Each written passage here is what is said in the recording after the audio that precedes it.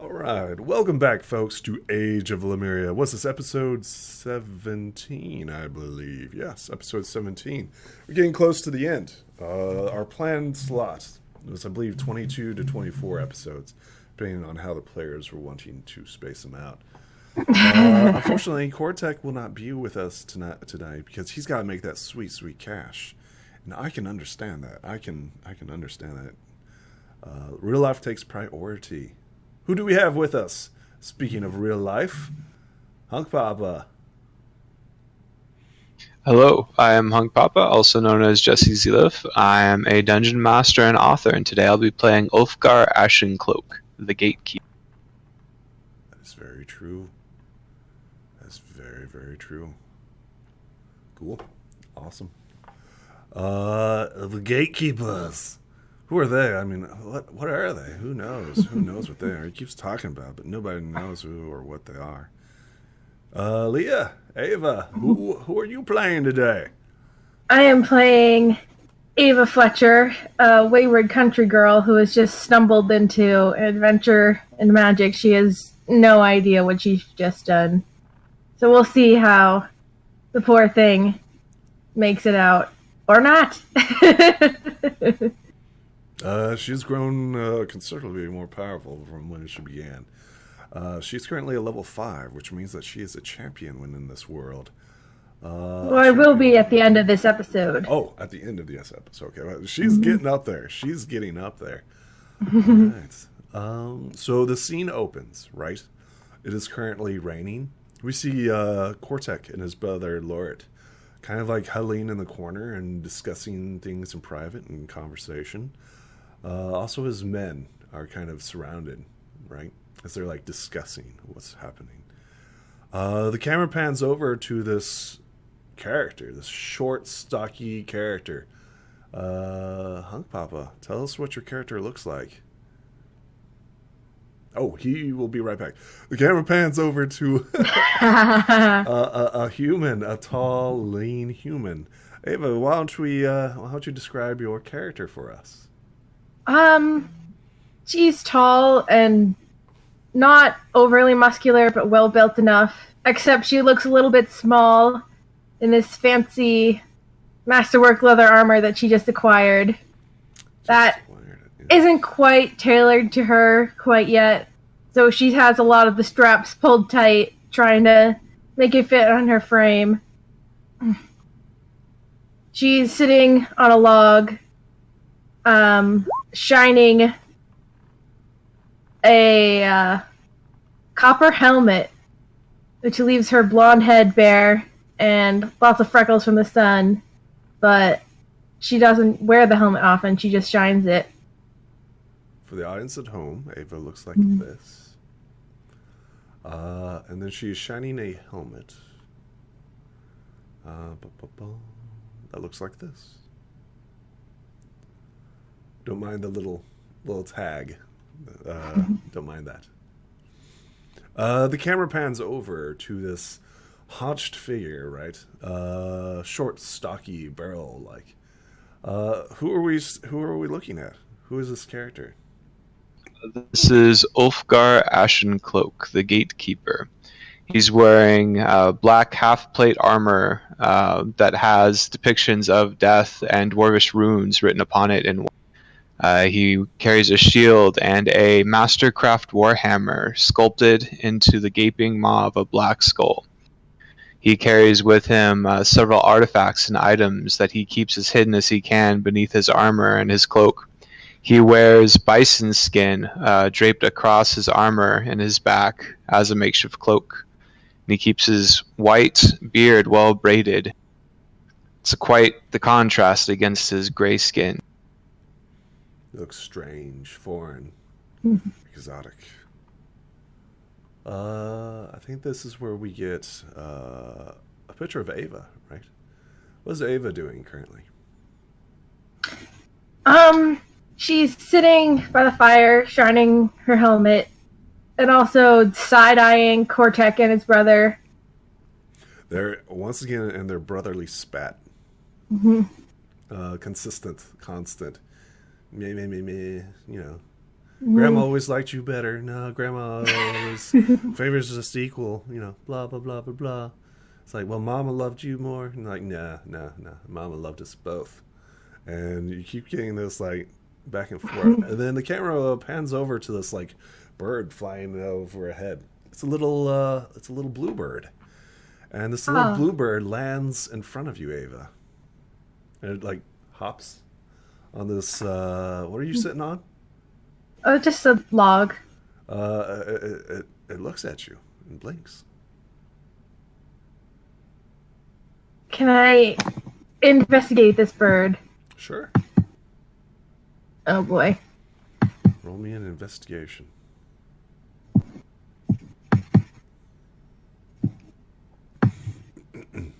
Let's see how she does. She's very hit or miss with this. Our Ava. Yeah. On its leg, you see a little note. She'll sort of scrunch up her face a little confused, but she'll reach out slowly. The bird does not back away. Retrieve the note. It's tied on with what looks to be like some sort of twine. You pull it off, and what languages do you read, Ava?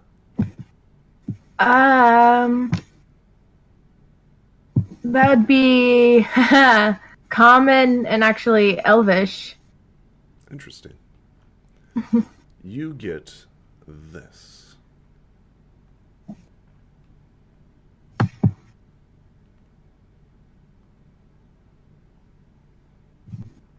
Can you read it for us? Where is it? Show player. Should pop up. Under handouts? Yes. Let's just make sure that everybody's got this.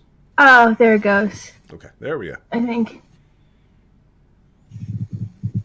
Let's see.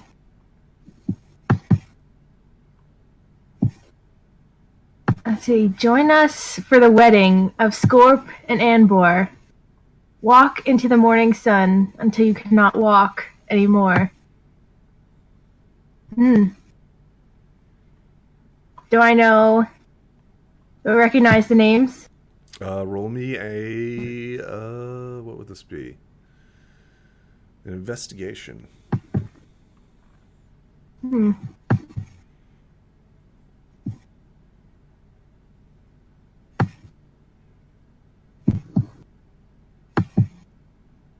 Yeah, you're very confident. A Fey friend has invited you to what appears to be a Fey wedding. Oh, wow.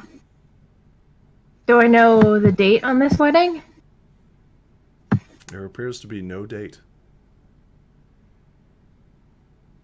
Just the invitation.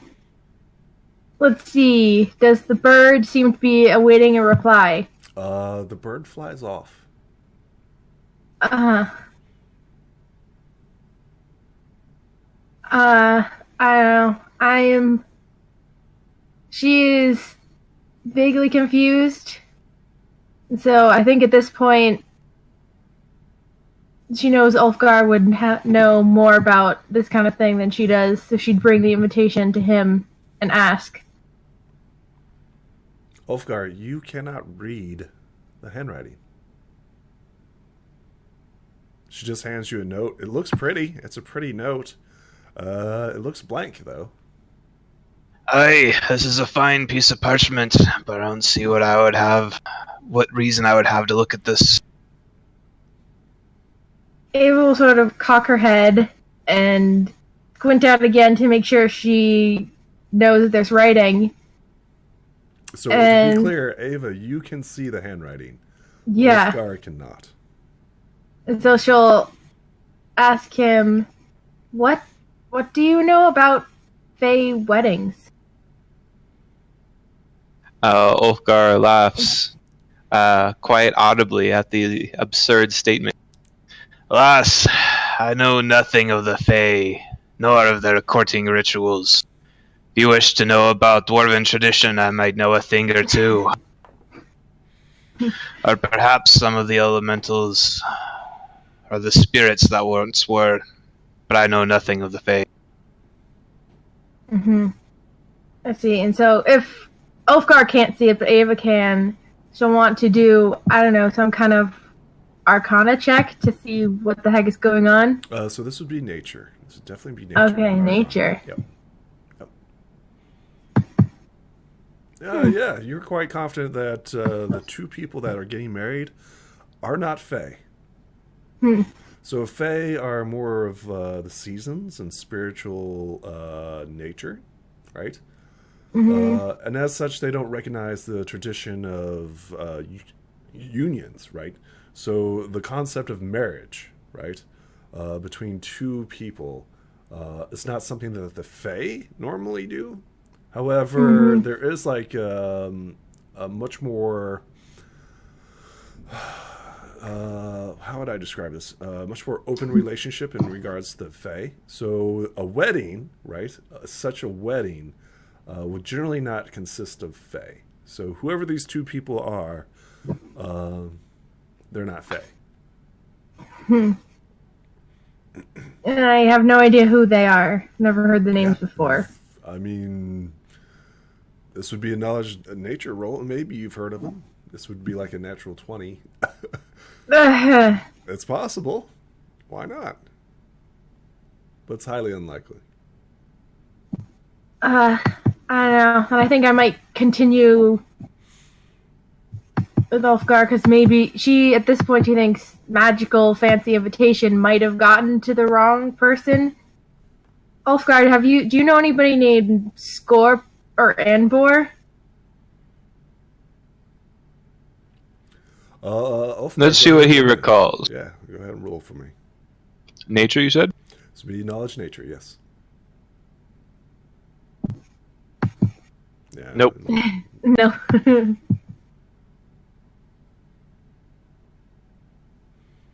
What about you, Ava? Do you want to roll? Knowledge nature? Again? For your, Let's see. Yeah, see if you know who these people are. All right.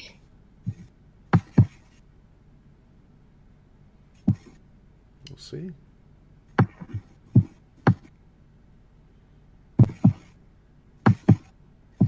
Yeah, you know as much as Ulfgar in regards to this. So she'll sort of stare at it for a minute and go back to her spot on the log and continue to stare at it. And eventually, when it's time to leave, she'll put it in her bag, but she'll put it near her other magical objects in the bag. Excellent. You gain an invitation, a wedding invitation. The rain continues to pour down. What do you guys do?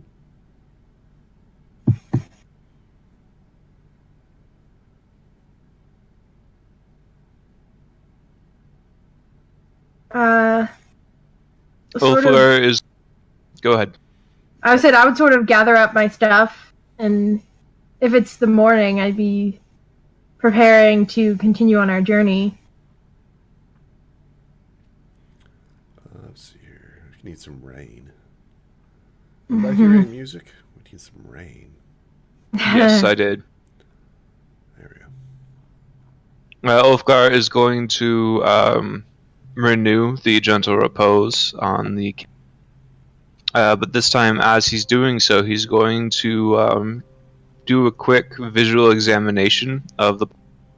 He's going to look for something specific that would ideally stay on the body. So something that's not valuable that a thief would take, but something like a small trinket that he could remember and notice quite easily. That way, if the body were to be separated, he would have a way of tracking the body. So I assume you're doing this for the Kenninus? Yes. Okay, yeah, go ahead. Are you trying to hide this token on this person's body? Well, first he's looking to see if there's a token like that already on her.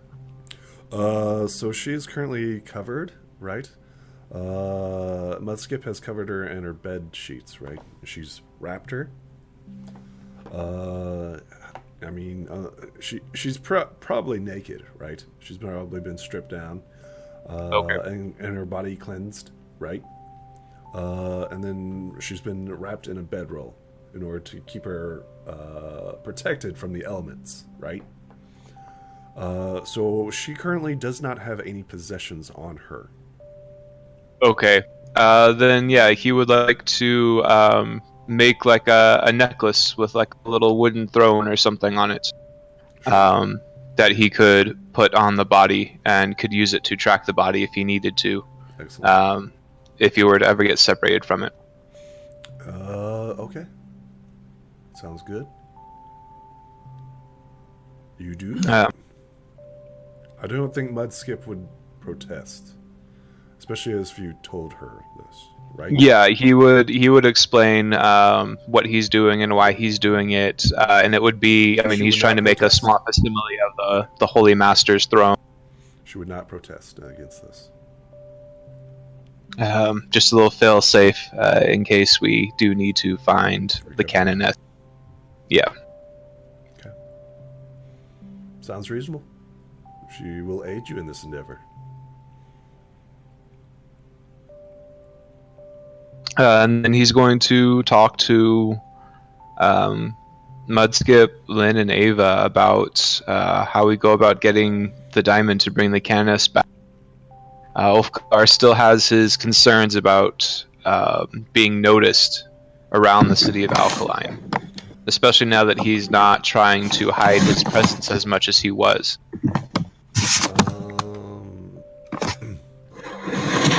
So every so often they're like, the bandits who are currently with you are like, "Hell, Demon Slayer," and they like nod to you in passing, right? As people are like walking down the road, right? Every so often you still see like actual people, right?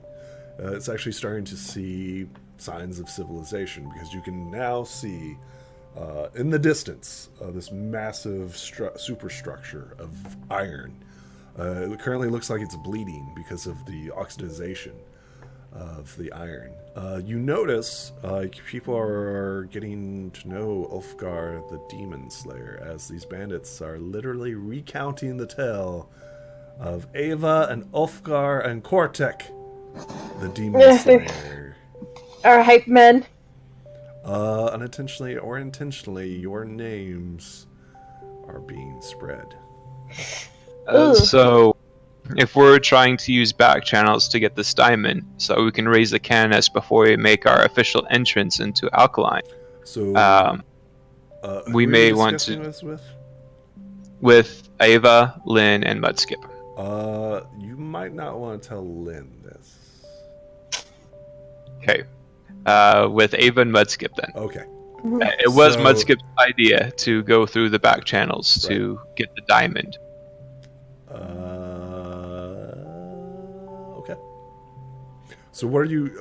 What are you saying? What's your thoughts? I'm trying to get basically a game plan of who's going to go make the deals, who's going to be the front for getting this diamond.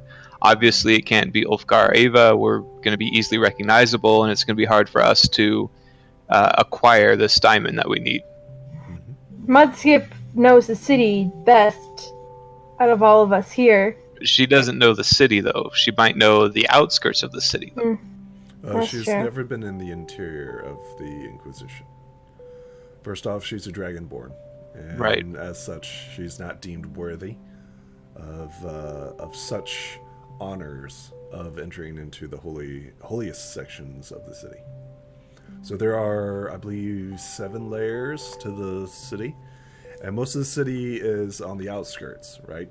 And as you get closer and closer, there's layers of defense. So getting into the outer part is probably the easiest, but as you go further and further, the security gets tighter and tighter until it becomes damn near impossible. And that's the inner sanction of the Holy Master himself. Right, but Let's tell you this. And so we know she'll probably be the best Cortex- one, though, to try and get that diamond. Right? Cortex's brother has connections as well. Yes. We We probably can't trust him farther than we can throw him. Well, I mean, that's an understatement, though, because Kortek and Ulfgar can throw him pretty... but... yeah, we don't want him to do any business on our behalf. So we're trying to brainstorm with Mudskip. Who does she think would be best to try and acquire this diamond before we go into Alkaline proper? Because she knows the people better. She says that she's not currently aware of anybody. She does offer, like, there are, like, maybe the docks? Right, that's what we're going to try first, was we were going to try the docks, but doesn't she think word will get out that the demon slayers are looking for a diamond in the docks? I mean, she shrugs, right? It depends, like, the only people who know that you're looking to raise the Kenanus are Lynn. Well, actually, everybody does. Everybody knows. Because you kind of told everybody during the soup session. Yeah. Yeah. Everybody would Cortex brother have knowledge of this type of situation? Because he must have come to the city as this random northern hick. He must have... Are you going to talk to Lort? Well, I'm sort of asking Ulfgar first, or our little panel group, as if he first came to the city as like this northern hick, wouldn't he have come through less savory channels? He doesn't have to. Once you convert to the Holy Master, I mean, he's a human, and once you convert to the Holy Master, you're given more privileges than anyone. All you've got to be willing to do is be human and convert. At least from what Ulfgar's experience has been. You still have to enter the city. We're not entering the city. No, we I know. I'm just saying. Someone to stand in our place to buy a diamond. That's all we need, is someone to buy a diamond for us and bring it back. Oh gosh. But who's trustworthy enough to do that and not bring undue attention?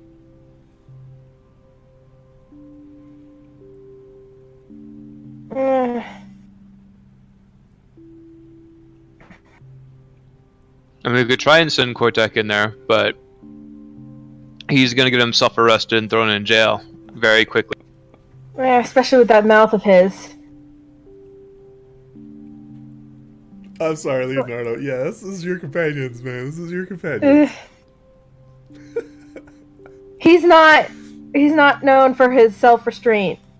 Flashbacks to kicking Lynn's compatriot and killing him and fighting with the...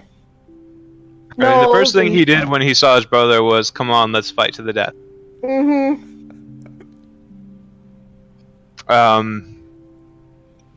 We're probably just going to have to wing it then. Go to the docks and hope that we don't all get arrested. I think we get like a cutscene, right?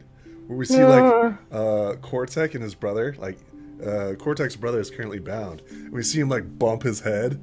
It's like, you guys are talking about this conversation. It's just like head bump. He's just like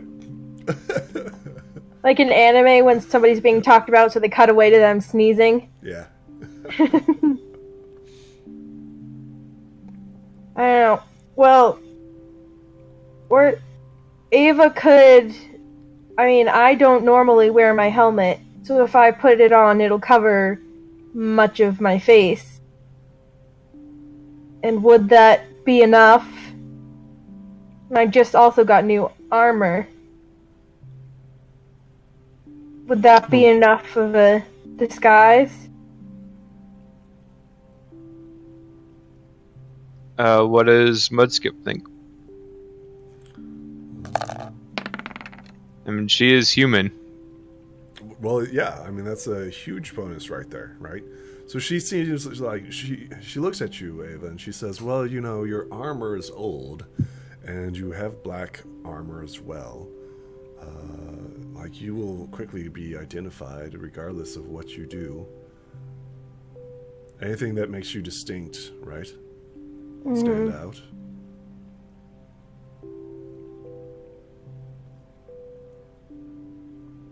So it sounds like there's no way we're going to be able to stealthily acquire this diamond. She says, well, not that she's currently aware of, right? Oh, boy. I mean, there are back channels, right? There are those seedy types, but Mudskip's kind of like, I wouldn't deal with those. Those aren't. If you think that the Holy Master is bad, just wait until you meet the opposition. She kind of just leaves it at that. Well, and let's see, we need to raise more funds too, don't we? She has no idea. This is your crazy idea, Ulfgar. How much money do you need? Unless we could offer our services in exchange for a trade. Well, the diamond, it's specific to the spell. So the spell says the diamond has to be worth 300 gold pieces. But that doesn't mean we have to buy it for that much, or that it's going to be wholesale exactly 300 gold. So diamonds in this world are incredibly rare. Good luck trying to find a diamond worth 300 gold pieces.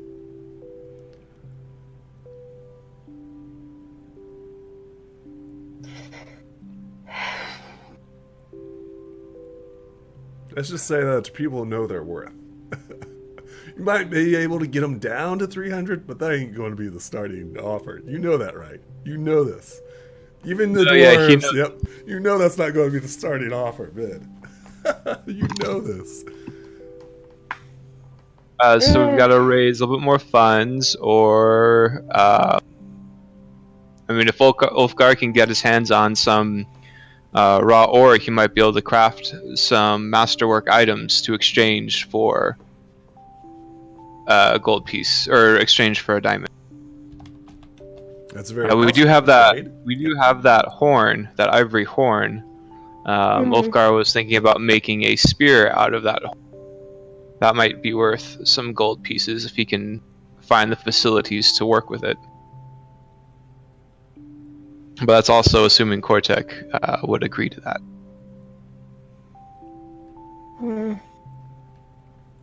I mean, Kortek's not here, and I'm not going to vouch for one way or the other. Right. So I would suggest keeping Kortek out of any purchases. Right, and that's what we're going to do. I was just saying that. If he was here, I would say, yeah, go for it, but no. Not in regards to that. With his inventory and stuff like that, that's his stuff. So, I feel our best bet would be finding work at a tavern or seeing a jeweler and see if they have anything to bargain or exchange. Well, we need items to bargain and exchange with. So first, if we want items to exchange, Ulfgar is going to need access to a forge.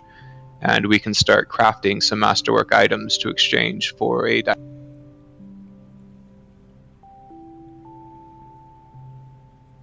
Does Mudskip know of any blacksmith at the docks? She said that she stayed pretty close to her Kenansis compound. And she says, like, I never went down to the docks. Usually, if you were there, you were either a seller, a rogue, a thief, and generally was generally frowned upon. You were visiting the red light district, or, doing something kind of shady. Ooh. There's a reason why the docks are kind of the outer parts of the Inquisition. It's part of the outskirts. So getting in won't be a problem. Talking to the locals won't be a problem. Probably you'd just be just another face. Yeah. That's what she says. That's what she says in regards to the docks. I think we should start Rob too.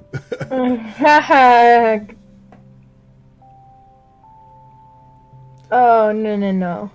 I think we should start at the docks, though. Might also get shanghaied. Getting our feet upon the ground would probably serve us better than standing around and talking where we cannot do anything.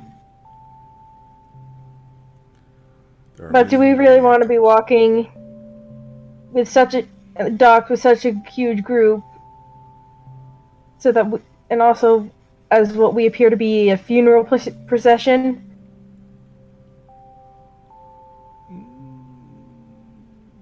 You guys are I don't know how that would definitely- help yeah. us.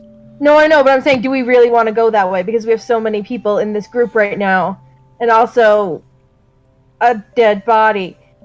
That anywhere we go, we're gonna draw attention. So on the outskirts, you will draw no attention. With 20 people walking around with a dead body? Oh yeah, you'll. I draw mean, no along the attention. outskirts and the docks. Yeah. You will Wow. draw no attention. However, as soon as you enter into the first level of the city, Like, once the we go into actual the city of Alcon, once we pass through the gates, Right. then things are going to change for us. right. So there are several. As long as we rings stay on the of outskirts defense. of the gates, we'll be fine. So the outskirts is kind of like the ramshackle covel huts. I guess you guys can. Now you guys can't see it from here. All you can see is the monolith. But you guys clearly know that there are several layers to the city. And every time that you make it into a layer, it becomes much more strenuous, right? In regards to it. So you get to the innermost sanctum, which is the Holy Master. Okay, so the goal is still going to be to raise the funds to acquire a diamond or develop the items to exchange for one for fair value. Sure. We'll head to the docks. That's going to be the plan, is to make our way around the city of Alkaline to the... Assuming that you make it there. So you guys to make a roll for tonight. It is currently evening on the 3rd of Orcus. So it is getting towards night. What do you guys Right. do? Ulfgar is going to ask for Ava's help. He's going to try to take her under his wing and show her how to survive in the wilds of the... Don't do it, Ava. Don't do it. I will help him. I'll Okay. do. Like, All right. Snake eyes. Snake eyes. Ah, you guys are fine. I mean, I should be able to start taking my passive, you think? 17 passive No, survival? because there's a chance of Ulfgar kind of knows what Still a he's chance doing. to fail. That night passes by uneventfully, and you guys find shelter. There's no chance of anything happening. You're so close to the city of Alkaline. Nothing could possibly stop you guys. That night, as you guys are like having this conversation and like discussing it over, is there anything special that you guys do? Role playing wise. There's several things you guys could do, but I'm just asking. no. Ava thinks she just has fancy ice arrows, so she's not gonna ask about him. Awesome. The night passes by uneventfully. Morning arrives. What do you guys do? I just pack up camp and head for the docks. Go ahead and place yourselves.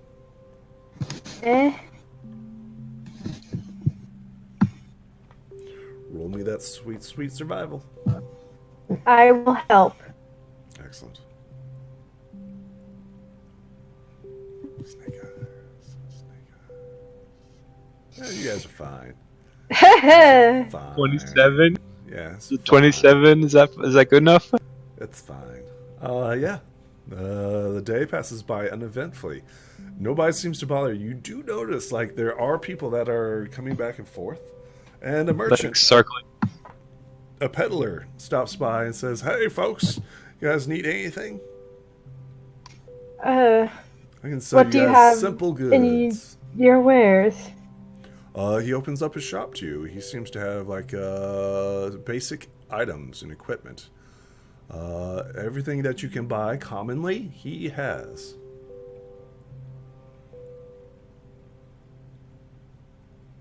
Such as tools. No healing kits. Well, actually, yeah, healing kits. Rope. A few common herbs. What else he's got? Oh, no, not that. No, not that. Yeah, just common items. He also has like a dagger and a shovel, stuff like that. Anything that you can get commonly, he offers. It's like, what are you interested in, folks? This is like midday, like while you're eating, right? This peddler strolls in, and he's got this like hefty backpack, and he lays out all of his. It's like, anything interest you, folks? And like the bandits are walking up, and like, yeah, I'll take that rope. And the other one's like, no, I'll take that. I'll take that dagger you've got right there. That's pretty sweet. He says, yes, an excellent choice, friend, an excellent choice. Ever since the iron mines have dried up recently, the shipments haven't been going through. Really? Why is that? And he's like, well, I don't know. Some say that the Inquisition's buying up all the weapons in town. Must be those damn folks from Baldur's Gate, recall, yep. Says there may even be a dirge in the mine. Who knows? Who knows? And he like tries to upsell the dagger. He's like, I'll sell it to you for a gold. And he's like, what? That's too much. And he's like, nah, it's a fair price. Cheaper than anything else. So you see like this small discussion happening. Does anybody do anything here? I'll ask him if he's from the city. He says, yes, of course.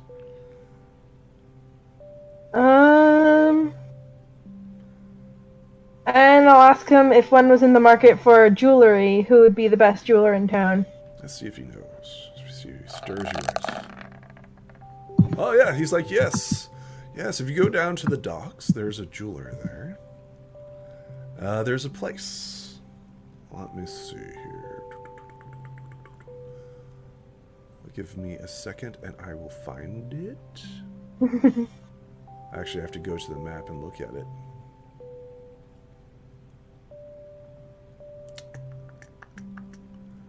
I may have to bring that over. No. There's the big city. There's the big city.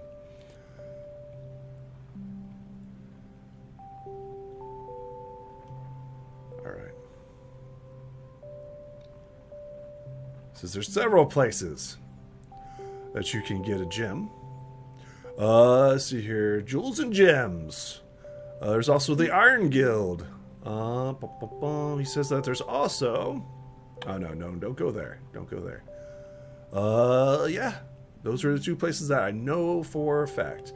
Hey, if you are interested in gambling, if there's something that you're really, really interested, you go to the Paradise, Paradise Inn. Paradise Inn.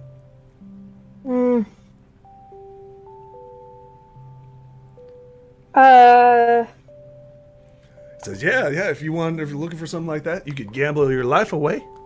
He says, be careful, though. You could become a slave. That's, Literally gamble your life away. What was that second one he said? The jewels and gems, and then what was the other one? The Iron Guild. You could go to the Iron Guild. They have raw ores and stuff like that you might be interested. They sell it by the ton, though, so... something you might want to consider. Ulfgar stroking his beard to give all the things he can do with a ton of ore. It takes time, though. Just remember that. And it's raw ore, and that means you have to sieve through it and everything else. Something that you could definitely do if given enough time. But you have all the time in the world. So yes, these are things that these are places that you could go. The Paradise Inn, right? Gems and jewels, and then the Iron Guild. Those are the three places he recommends. He says, buy in bulk at the Iron Guild, and then you can find precious gems and jewels at the, Gems and Jewels. And he also says, pair of dice if you're wanting to risk it all.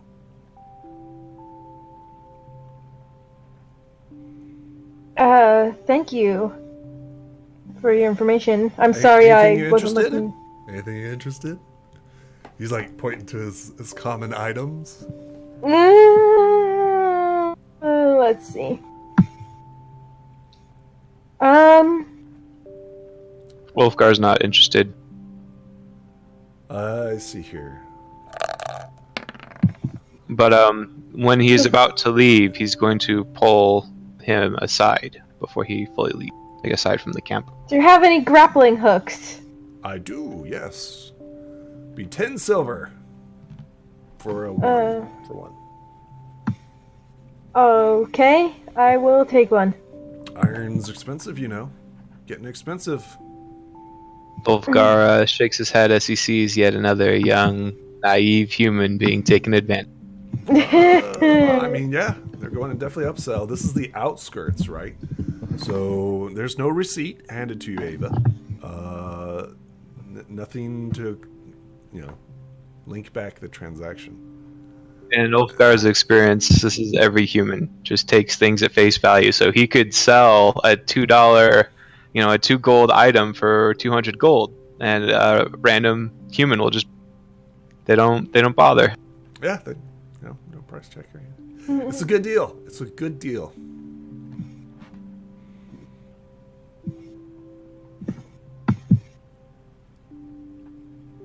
Anything else? Oh, Ulfgar, you were wanting to pull him off to the side? Yeah, when everyone's done. Oh, no. He keeps getting people coming in. He'll probably be at this all day, trying to upsell his goods. And don't forget, like, the bandits are talking to him. He seems to be like, people who are low on supplies. He's trying to get them first, right? Right. Before they go into the big city. So this, you rolled above 25, so... Then yeah, he will ask him off to the side then.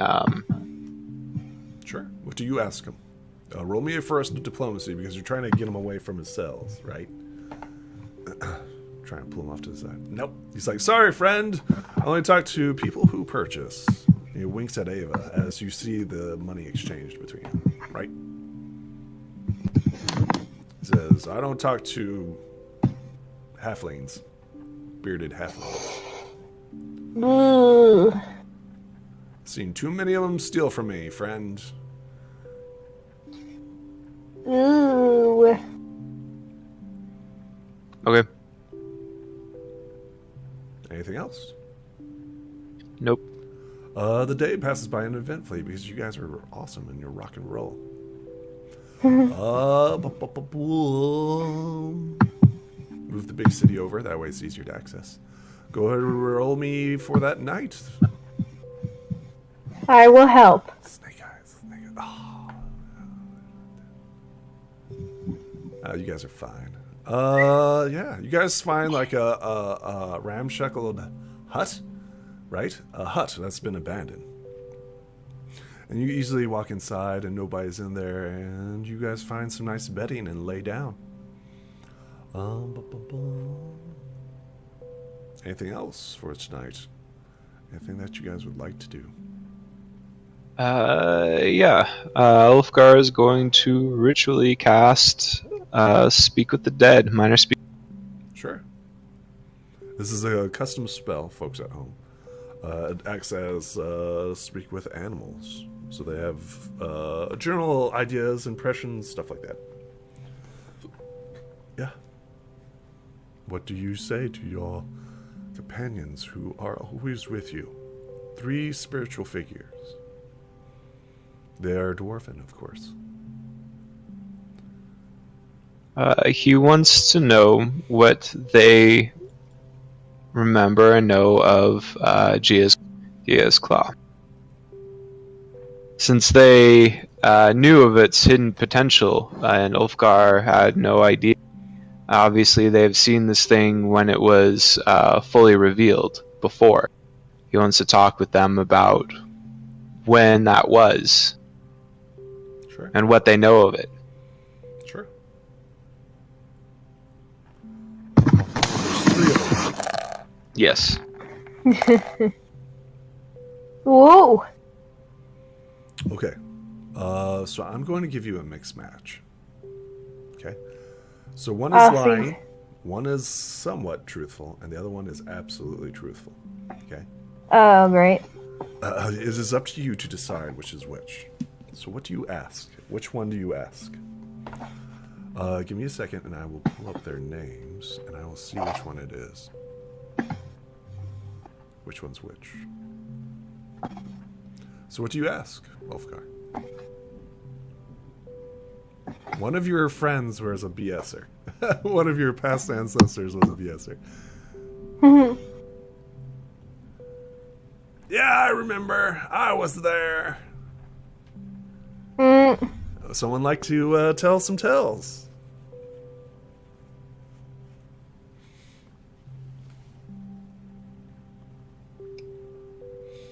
He is going to ask Doran first what he knows of Gia's Claw. Give me a second.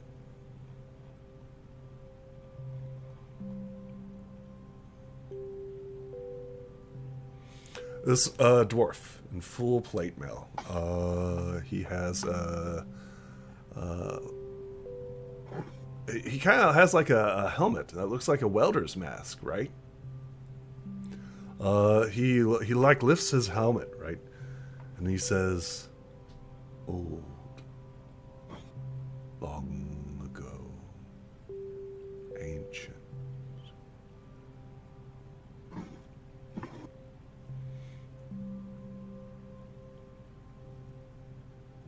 Okay. That doesn't sound like BS to me, to Ulfgar. Yeah, I was like, that's all accurate. What do you know about it? Yes, it is old, ancient, yes. You get feelings, sensations, right, coming to you. Right. Of like archaic knowledge and stuff like that, right? Then he will ask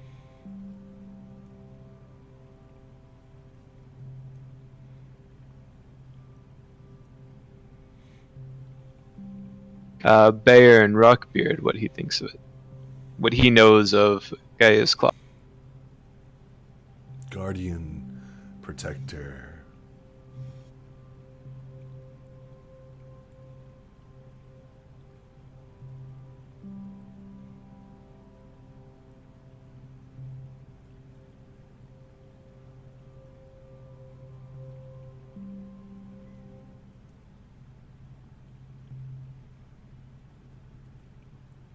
And then he will ask Adra Witch Crusher what she knows of Gaia's Claw. So we have this female dwarf, right? She has this white hair and white eyes, right? And she says in the soft tone, she says, "Not ours."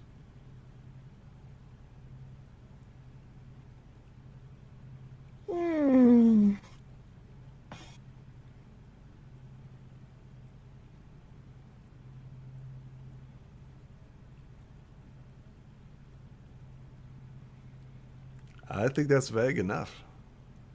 But it's good, though. It's good. Which one's telling the truth? Which one is lying?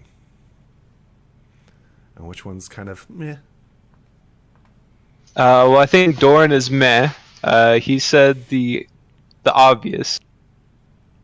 It's between Bayon and Adra as to who is the liar and who's telling the truth. I mean, you're making a whole bunch of assumptions. Well, that's what I'm good at, right? You are amazing at that. You like to jump from thing to thing to thing to thing to thing to thing. So, do you want like insights? Would that help? Sure. Who are you starting with? I want to start with Adra. Sure. She is telling the truth. Damn.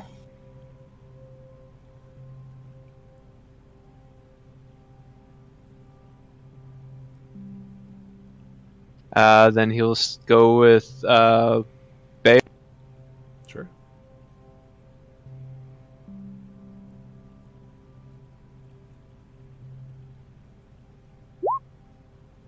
He is lying.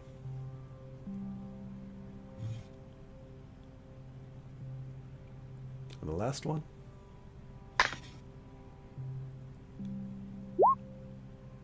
not quite sure. That was perception instead of insight. Yeah, remember that's insight. But what'd you roll? I mean, it's the same thing. Yeah. It's the same difference. You're not quite That's sure. fair. I think it's because of the welding mask, right? He's got his welding mask down, so you can't really quickly tell what this dwarf looks like or what's he saying. His micro expressions are hidden from you.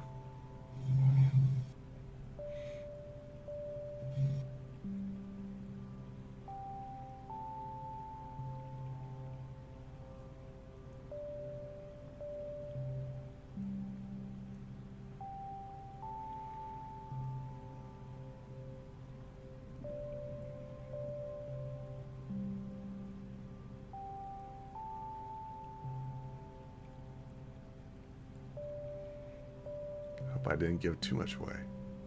It's just a couple of words. So I don't think it did. You'll be alright. Anything else, Ulfgar? As you're like unraveling a puzzle upon a puzzle upon a puzzle. It seems not all of your answers have been revealed. So he's trying to piece it together in his mind. Vilsa stole this and gave it to the dwarves, trying to manipulate them into doing his... That's how he's understanding it at the moment.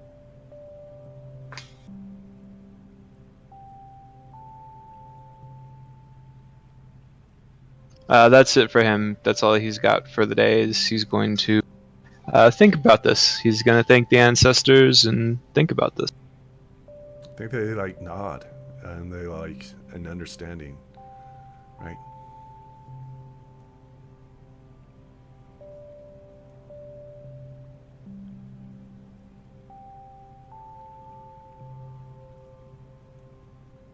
Who is my worst enemy?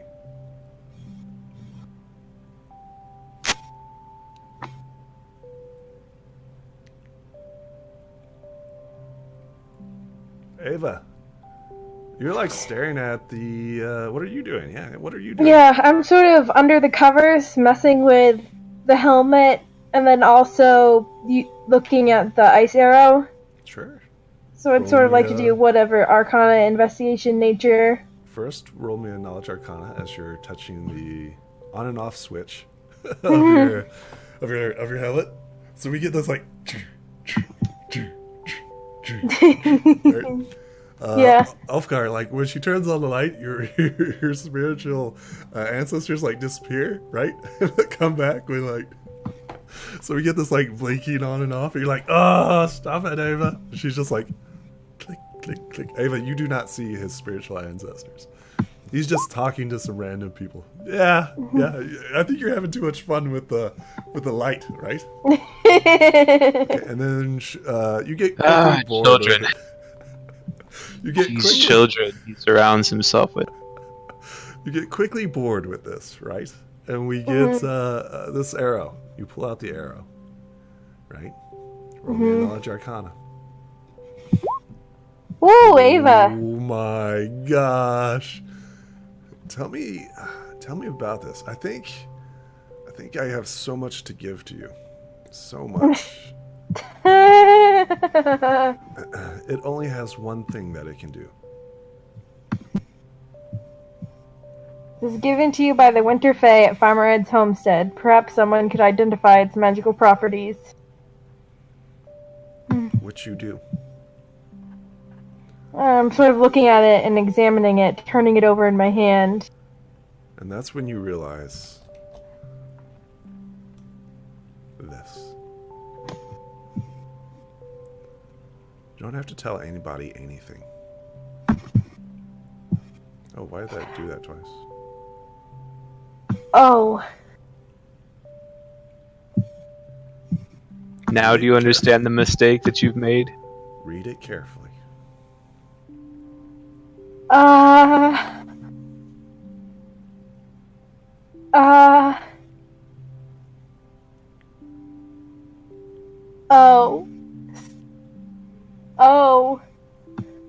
Oh.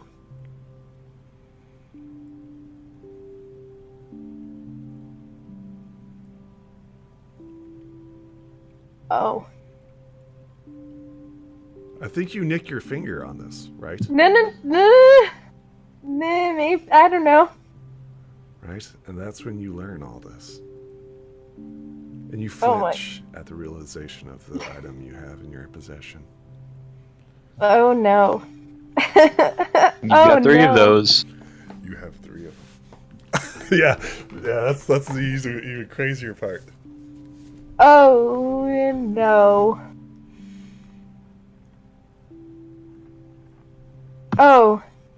So she'll sort of, her eyes will go really wide and just, maybe hear that riff of the Psycho music for a few seconds in horror. And then she'll quickly, douse the light and put it away in her bag. Sort of now have a little bit more, I don't know, paranoia. Because Oh boy. Oh boy.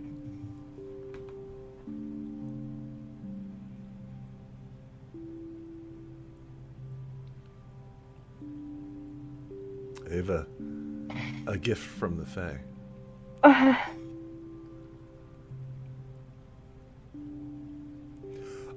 Nighty night. Everybody goes to bed, right? Yep. Oh. Tight. The night passes by on the vent floor. What do you guys do in the morning? Ava will have dark circles under her eyes. And she'll be a little... she'll be a little jumpy.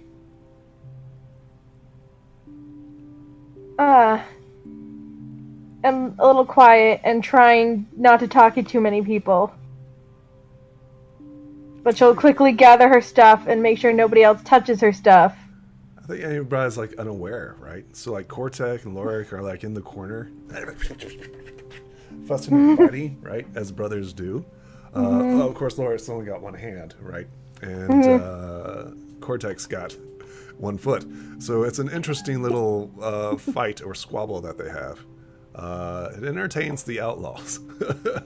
But you guys are definitely not paying attention to them as you guys think about things that are revealed. Are you trying too hard to hide this? Are you trying really hard to hide this? Oh, yeah, definitely. Are you trying to act normal? Yeah.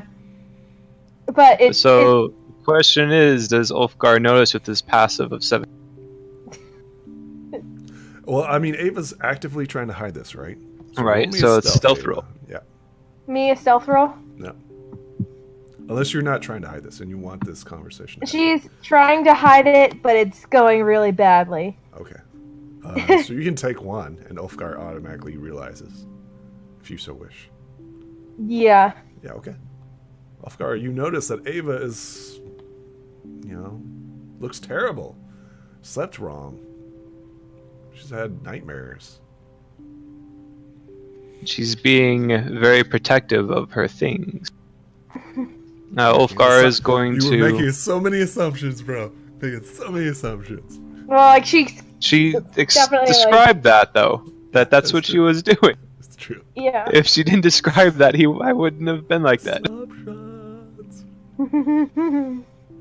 So he pulls Ava off to the side from the group. And in a hushed tone, he addresses her. I see you too have become a keeper of relics of your own.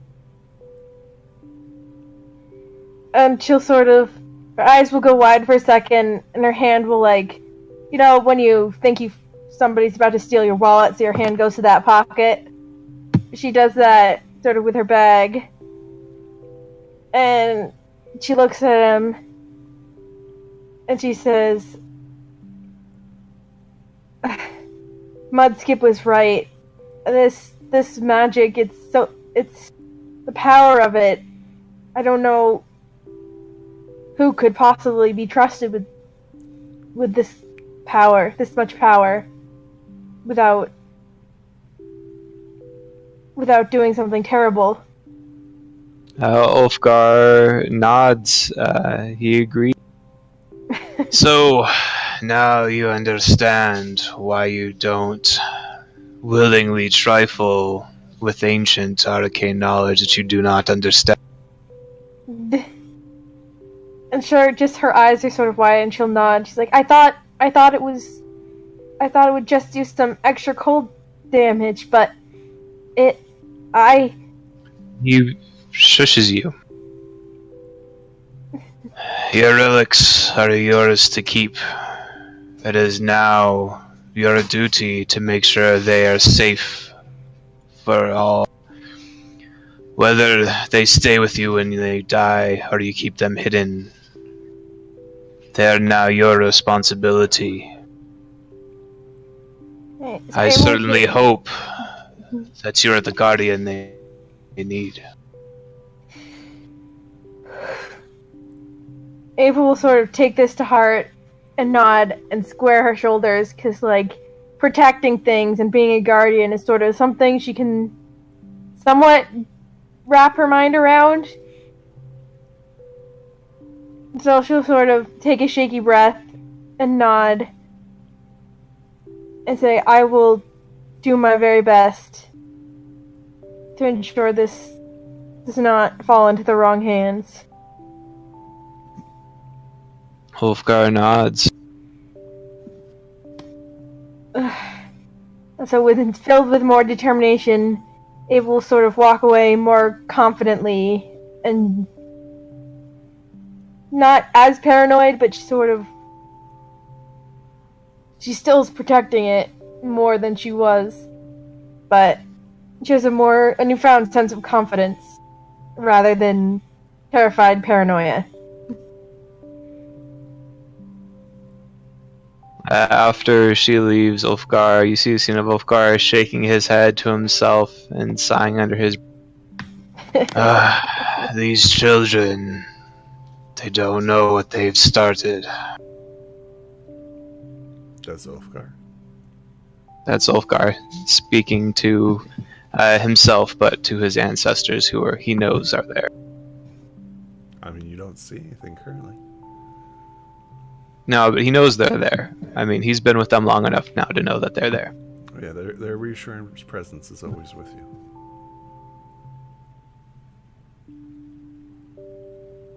Okay, I guess we get ready to set off towards the docks in the morning. Excellent. In the distance, the city of Alkaline stands out like a huge monolith. You can see on the outskirts now, right? The outskirts of Alkaline. A ruined ransack called Human Mess. This is where the majority of the population lives. Farmers, commoners, you name it. Slaves are all out here. And you're getting closer and closer. How do you approach? We try to blend into the crowd. You do not blend in. Move yourself. You literally don't have to roll because you are in the safety of the city of Alkaline. I don't want to place us directly in the city. Like, is there how can we go around the city? Like, you know what I mean? Trying to put... Okay. Right. So if I just like move our icon, sprawl. it's not going to put the icon in the city. Right. You are not literally physically in the city. Right. So, there we go. But you are on the outskirts. To be clear. You quickly, Ulfgar, realize that these structures, right, are made out of wood and thatch. These aren't like the amazing structures you see in the distance, which are Hellenistic style. You see a great wall, a barrier between those that have and those that have not. People look at you, right? You're in black armor and shit, and like, oh, who is that? And then like an outlaw's like, don't you know who this is? These are the great demon slayers. And they're like, what? Demon slayers? What? It was like starts talking, right? and a rumor starts happening and starts like, hey, it's demon slayers. There's demon slayers coming. Like, so you know how word travels really fast, really quick, and it begins. People kind of give you like a clearance, right? Like, oh, hey, you are literally wearing what armor? What was that? What are you guys like? What do you guys look like? Yeah, I have on the masterwork leather armor that You Cortec are gifted dressed me. out in amazing equipment. You have iron plate on, right, Ulfgar? He has half plate. Yes, he has full half plate that's been painted black and white. Cortec is in Ravenshaven armor. Full plate Raven's Haven armor with arcane sigils and symbols of clan painted all over. Yep. Is there anything that you guys like to do before venturing forth? Just to be clear. These are just the common folk who are like, hey, look at these people who are decked out in awesome sauce. We probably should have. You do stand out. Do be clear. These people are peasants and commoners. They have like normal robes. You guys look very different. We probably should have made a. Well, we still have the dire wolf with us, don't we? Oh yeah. You're a company of 20 people. Well, almost 20. You're like 19, Can I try to blend in? Since you are ranked in the common folk, you fit among them with ease. You find a place in them. Yeah. So out of all of them, right, Ava's kind of like the most relatable. I think like an old lady comes up to you, Ava, and like she pulls on your cloak and she says, Miss, that man right there. And she points to Cortec and she says, those are the symbols of Ravenshaven. Sworn enemies of the Inquisition. Those are the exiles. Do you guys wish to start a fight? What's your purpose here? I know he probably wishes to start a fight, but but the rest of us are working to keep him in check, for we have business beyond the realms and their divisions. She says, perhaps you guys should hide your, and she like looks Ulfgar up and down, hide your wealth. She offers you like some rags, right, to put over your armor in order to, I mean, you guys still stick out with your big ass direwolf, but something that doesn't make you look like, hey, I am literally a walking army. Yeah, Ava will take them and try to distribute them. The outlaws look like they're more in place here than you guys. Literally.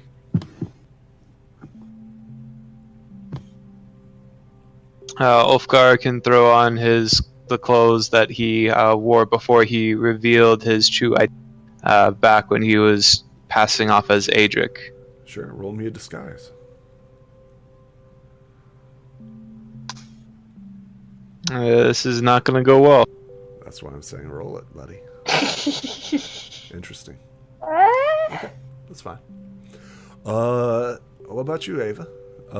You fit in quite well. You're not wearing anything except by your luminous helm. I assume you can easily take that out and pocket it? Yeah. Yep, you hide your luminous helm. The only one that sticks out is Cortec, and after, I assume, much negotiation, and, he puts on the rags. He doesn't roll a deception or anything because he just automatically passes, right? Just to progress the story. Ulfgar's also going to do what he did before and drape the buffalo hide over himself as more of a cloak like he did when he was passing his. Yes, you look more and more like a wild man of the north. Wearing animal hides and furs. I think we get a glimpse of Ulfgar's old persona, right? Coming back into play. Yeah. Mudskip looks at you, Ulfgar, and she says, yeah, now I can see it. You wondered why I tried to keep myself from you when we met. What would you think if you knew? He winks at her. She says, I don't know. She probably would have burned you at the stake. Meh. She smiles at this. Just maybe there's still opportunity. She laughs and then she kind of Ulfgar nods to his wound that he gave her on her side and nudges his warhammer a little bit. Yeah, she clenches her teeth at this and grimaces. She gently pats her canoness, who's still on the back of the direwolf. You guys venture forth. Not as amazing. You've done a good job of putting on a show. People don't notice you at a distance. However, people up close, they're like, "Hey, who's that? Who's that?" And of course, the bandits are announcing you as Demon Slayers. Yes, Demon Slayers. You guys continue forth into it. Where are you guys heading? We are heading to the docks. It is on the other side of the city. So literally between you, you have to go around the city in order to do that. So go ahead.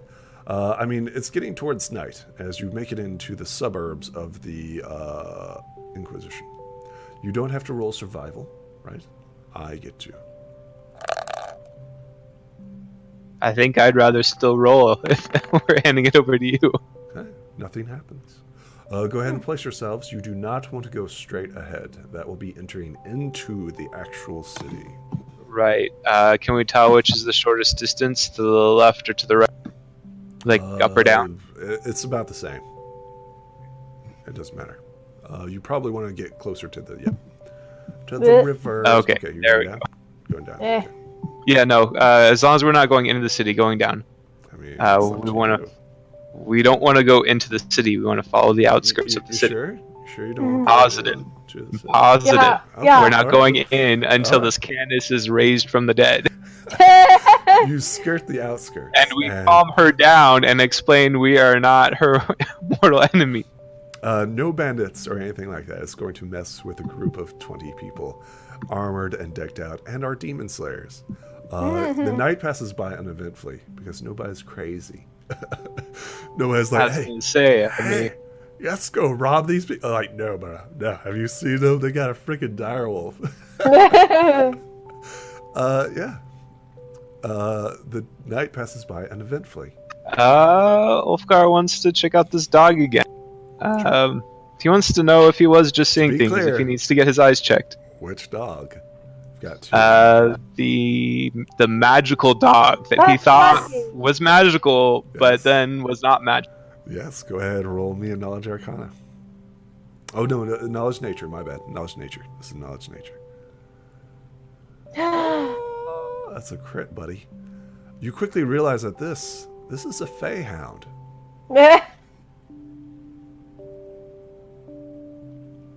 No wonder it's taking such a liking to Ava. Oh, what have I done? He will share this with Ava privately and mention that she should start trying to train it. Could spend time with this animal, who is always asking and begging for scraps, Ava. Yeah, whenever he comes, she'll always give him at least, like, one chunk off of her ration meat and such. It wags its tail. It appears to be half starved still. Ulfgar would like to repair all the food. Ulfgar would like to try to show Ava how to train the dog for combat. To help defend her and her newfound. This animal is in no condition to do such a thing. Okay. He can learn obedience. He knows how to sit. He's a good boy. Yeah. So it does know basic commands. It seems to be intelligent enough to understand basic commands. However, it is not capable of yet. It's not capable yet. Right, but you want to start that bond early. Sure. Actually, Ulfgar, roll me an insight.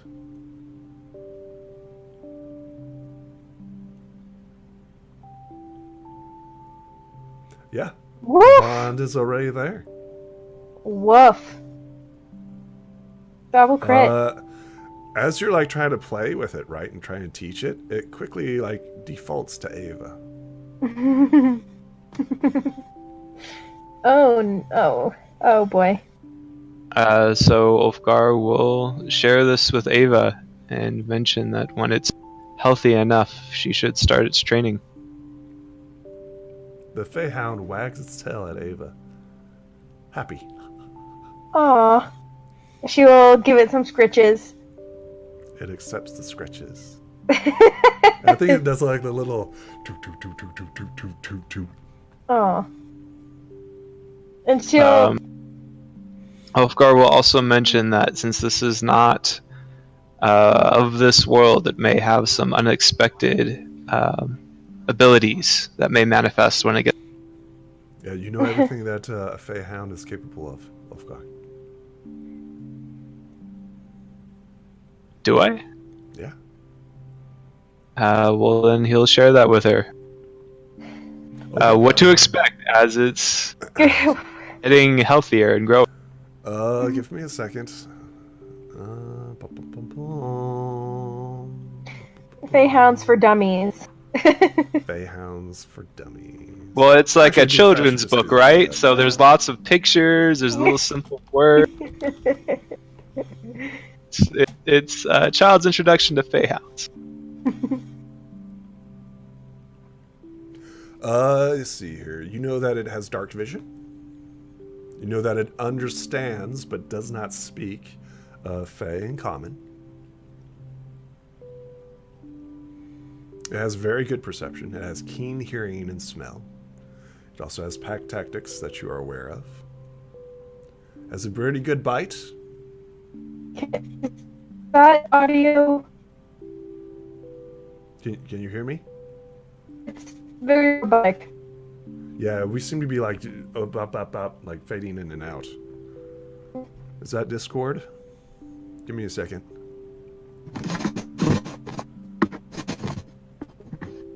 All right, let me hang up and reconnect. It says I'm not connected. Okay. Let me try and see if we're connected now. Hello? Hello? That's weird. Let's exit out and then try again. Can you hear me? Oh, yeah. Disconnected, reconnected. Can you hear me now? Can you hear me now? Can you hear me now? Yes. Oh, okay. There we go. That's kind of weird. Oh, there we go. Okay, yeah, I think it has something to do with Discord. Because I was like, hello? Hello? Yeah. Hello? Okay. Well, and then I noticed my connection dropped at the same time you started trying to talk again. Yeah, me too. Okay. It said that I wasn't connected. That was really weird. Normally that doesn't happen. Where did I leave you guys off? It has dark vision and keen hearing. Can speak and understand Fey in common, but cannot speak it. It has keen hearing and smell. It has pack tactics. It has a nice, nasty bite.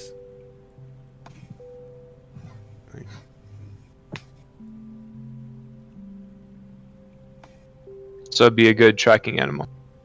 It's a Fey. It's a Fey dog. Counts as a Fey. Creature. Huh. That's kind of weird. Kind of strange.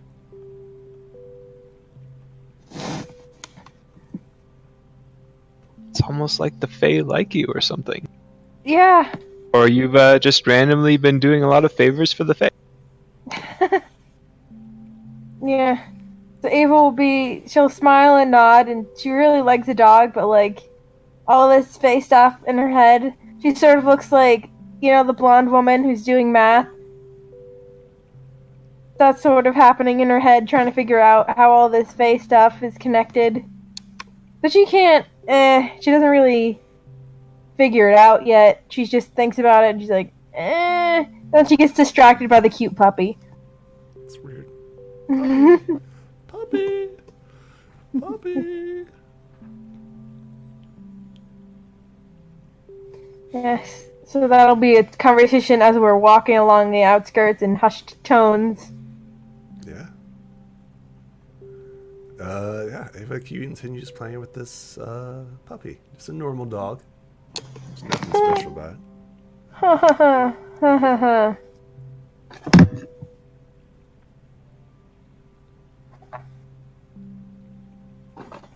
Anything else?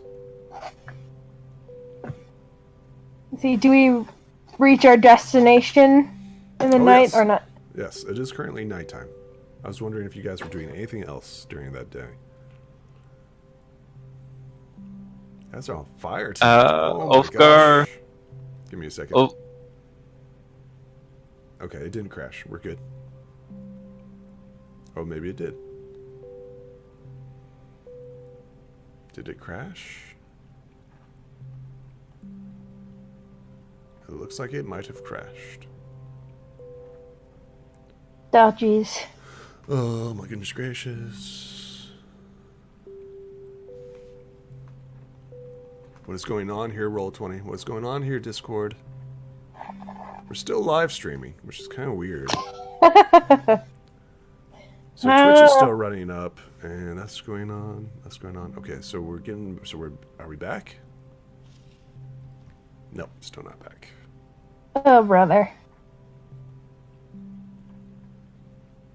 Okay, what I'm going to do is exit and come back. Maybe. Oh no, everything's fine. Everything's fine. I'm not going to touch anything. Everything's fine. Okay, I hit F11 and then we'll hit F11 again. Okay, all right. Everything's fine. I threatened, and then it worked. Okay, all right. So everything's back. Everything's back. It is nighttime, and would you guys roll for your survival? Are you guys doing anything special? Ulfgar would like to eavesdrop. He's looking for any talk of rebellion against the Inquisition. He heard talk of this on the barge when he first started his journeys through the Golden Plain. That is true. Roll me perception. As you're like eavesdropping on some local yokels. Yeah, you do hear like the Inquisition has retreated back into their city. They're part of the city. We don't need them. I've heard of. Have you heard the rumors? It's going to be starting here soon. Yeah. Would you roll above 20? Yeah, you actually get a name. You hear the Triumphant Resistance is forming. And we'll get started real soon. Their manifestation. The Triumphant Resistance. You also hear that there's going to be riots in the street. Oh. Yep. Not the time, but... You also hear like, hey, have you heard of the recent events? Like, yeah. On the 27th of Durin, the withdrawal of Inquisition troops occurred. Some reason everybody's amassing in the city. Why is that? They're like, I'm not sure. I know that they're expecting something. Like, you think that has something to do with the price of the weapons increase? Like, yeah. It has no doubt that Durius, the Dreamer, was found guilty and executed for profanity and heresy. What do you mean? Yeah, he was executed. Executed in the city square.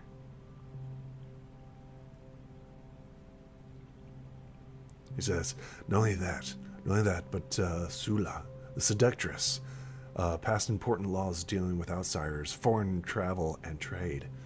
They're cracking down on all the people that are coming and going. But why would they do that? But why would they do that? So there's a shortage of grains, too. Food is becoming more scarce, but they don't want to start a panic. Like, well, why is everybody gathering in the... everybody's going inside the city? Like, I don't know. I bet they're leaving us out here to die. Why would they do that? They need us. They need us.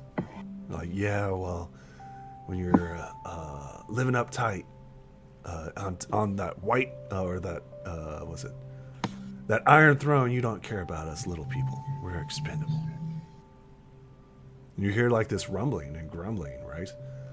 And they're like, yeah, the triumphant resistance. Yeah.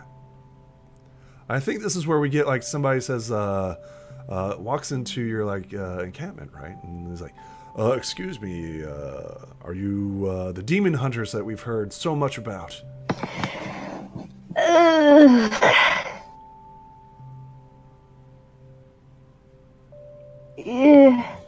Depends on what you've heard. Ulfgar slowly starts moving his hand towards his warhammer. He says, we're looking for fighters of your caliber to help us against the Inquisition. We're looking for mercenaries.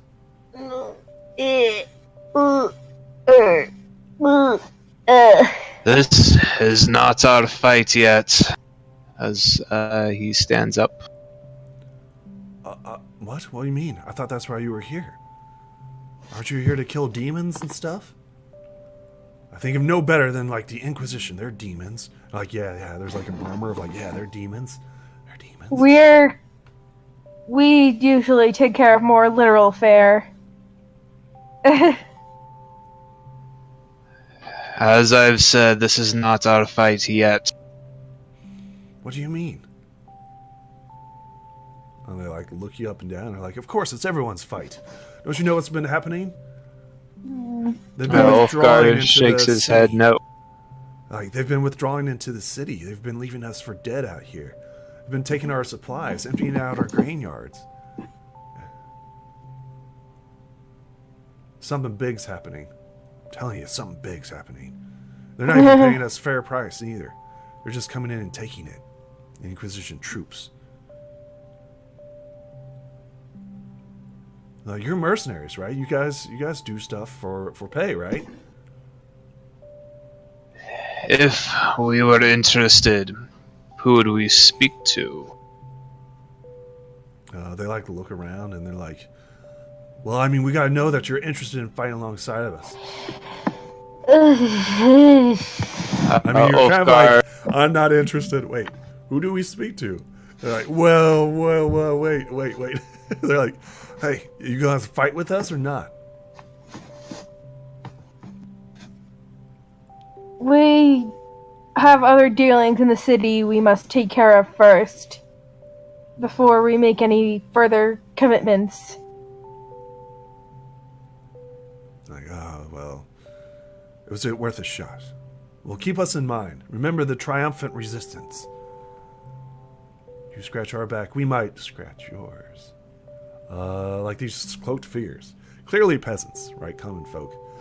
They nod to you and they're like, well, we hope to see you soon, mercenaries, demon hunters.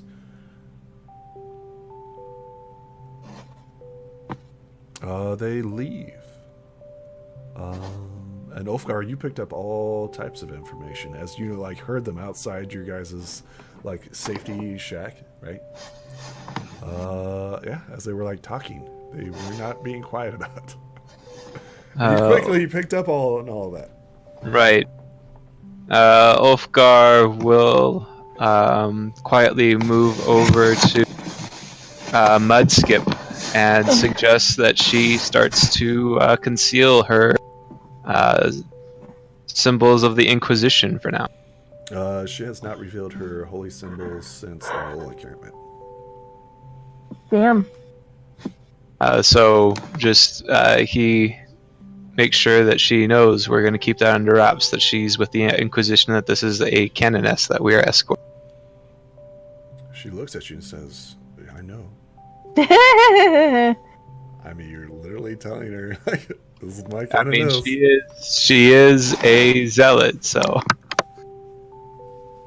She frowns at you when you say that. No, he doesn't say that out loud. Okay. He doesn't say that out loud, no. Okay. No. All right. He's not that dumb. Okay. And then we sleep and get ready for Wolfgar keeps all of this to himself.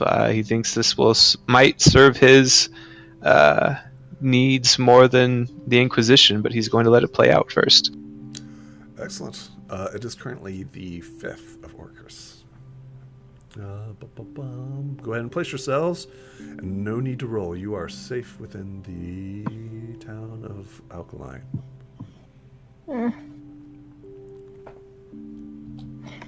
Safe or there is no war in Alkaline? Safe. So safe is like nobody. There's no. No one's gonna jump us. Right. Okay. You guys are clearly outside of any power. So if anybody was going to attack you, they'd be insane. I mean, they would, especially since they're trying. The opposition is now trying to recruit us to fight on their side. Right, and they don't want to provoke you, right? So you're currently a neutral party. They're interested in you, right? They've heard about you. At least they've heard rumors. But they don't know if it's true or not. You seem to be capable. You literally have a direwolf as advertised. Yeah. As we're Nobody's walking, bothering you.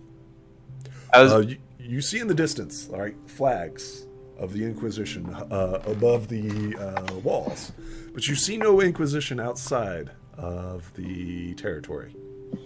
It's a clearly defined, distinct line of the peasantry and common folk, and then you see like the Inquisition. And every so often you see a gate in the distance, but I assume you're avoiding that. Yeah. Yes, we are. You see a gate in the distance every so often, every probably mile or so, as you are skirting around the city. Yeah. As we're walking, Ulfgar will ask Mudskip if she knew of Durais. That's a good question. She says no. No, not within my circle, or not within my Kenan's circle. And what of Scylla the Seductress? Yes, she works for Bartholomew. She is a consort of sorts, even though it is frowned upon. Seductress is a slang term that the common folk use. Yep. She's actually a Kenaness. Ooh. How did you learn this, Ulfgar? She frowns at you as you're like, tell me about... She is a Kenaness of sorts, yes. She uses methods, earthly charms on men of flesh in order to get her way. She was very... She like, kind of hesitates. She can be very persuasive. I gathered that by the name Seductress. I imagine that was an earned title. Apparently, the Lord Bartholomew has been having her crack down on outside visitors to Alkaline. Is it his idea or hers? Ulfgar shrugs. Wouldn't surprise me if it was both their ideas. She looks at, she like gestures to herself, right? She was a bitter rival to my Kenaness. My Kenaness were for the Inquisitor Lord, was it Wu Jing? Oh, Wen Zhang. That's probably why he sent her out there. Is Wen Zhang no longer in? I don't know. I don't believe the Inquisitor Lords ever leave the city. They're lords. Inquisitors do venture out, and so do Canonesses. They are the literal right arms and limbs of the Inquisitor Lords. That's all he's going to share with her, is that the Seductress says Sula has established strict laws against visitors of Alkaline. That's good to know. I would not risk entering into the city then, unless of dire circumstances. We'd likely be either kicked out or arrested, depending on what we did. Should we share this with Lynn? He wants to know if we should share this information with Lynn. Lynn has disappeared. Probably 2 days ago. How did we miss... How did we not notice? How did Ulfgar not notice someone ducking out of the group? That's literally just walking off. And as you guys are like looking at different things, right? This is like a big city, right? Lynn literally just walked off 2 days ago. So as Ulfgar is doing the count looking for Lynn, he realizes this and sighs to himself. Mentions this to Ava and Mudskip as we keep going. There's nothing we can do now. Are we getting close to the docks? You're about 2 days off. By the way, this is like shacks and stuff like that, right? These are all people living on top of each other. Yeah, you do notice like there are like thief guilds, like thieves, merchants, peddlers, you know, all types of stuff. You also see residential. The vast majority of the city of Alkaline lives on the outskirts, right? Which are hardly any fortifications. And if there are, they're kind of like set up in awkward complexes of just like wooden barricades, if that. So if any army came in here, it would literally be divided because of all the displacement, right? It would be very difficult to fight in regards to this location. Even if you burn down this section of the place, right, it would still have a crap ton of debris. There is no organization in regards to this, right? So it's like a city that's a very ancient city.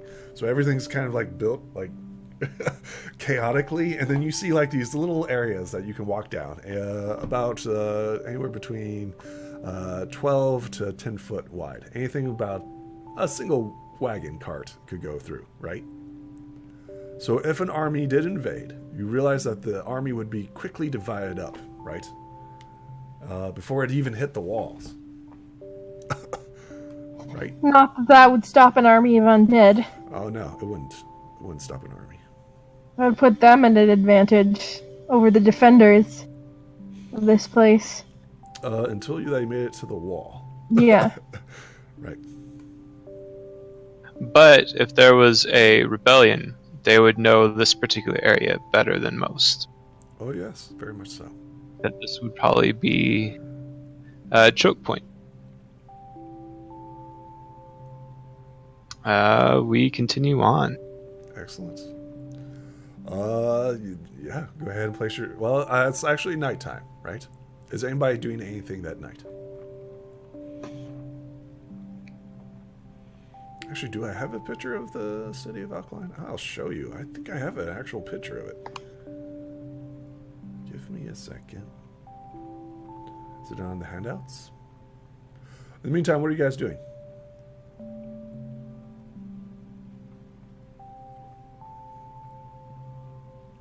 Anything that night? This Opportunities. Yeah. We're gonna take those opportunities. Mm-hmm. I mean, you don't have to. You don't have to. Well, apparently there's still some quests that involve some items that we haven't uncovered. I don't know. It seems like a waste of time, if you ask me. Which you have plenty of time. You're fine. You're fine. Ulfgar is going to ritually cast Minor Speak with Dead again. And, will he get more out of the full Speak with Dead? I don't see why he wouldn't. Because the fools speak with dead, right? It is like they actually talk to you, Yes. right? Yes.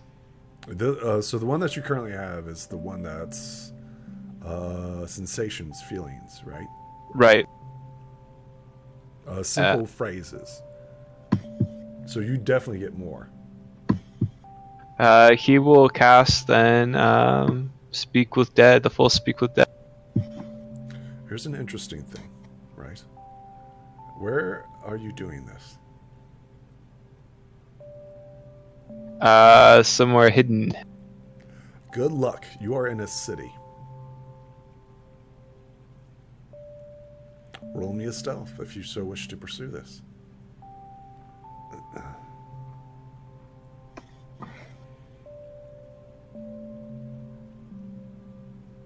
That sounds like I should do it in the middle of our encampment, where it's safe. Is it safe? You literally have bandits who are telling everyone about you. Awesome. Oh. Go ahead and cast your spell. Oh no, we're in the city of Alkaline. Yes. He would have no, he's not doing Rolled that. it. He snuck away, but he hasn't cast anything. Yeah, you believe. You realized that after he thought he snuck away, and then he realized halfway. No. You are stealthed. What do? You believe that you are a sneaky snake. No one's there to see you or observe you. What do you do? I actually should have rolled behind the screen. Because now you're changing stuff. Excellent. Who are you talking to? The canoness? No. You said that would have an effect on the ancestor, that he would be able to get more information out of the ancestors. Do you have its corpse? Well, that's why I asked before we went all this okay. way. Was I was You're trying fine. to. Yeah, go ahead. Ask your question. What? This is one of your ancestors. Speak to one of your ancestors. Yes, he is going to speak to Adra, Witch Crusher.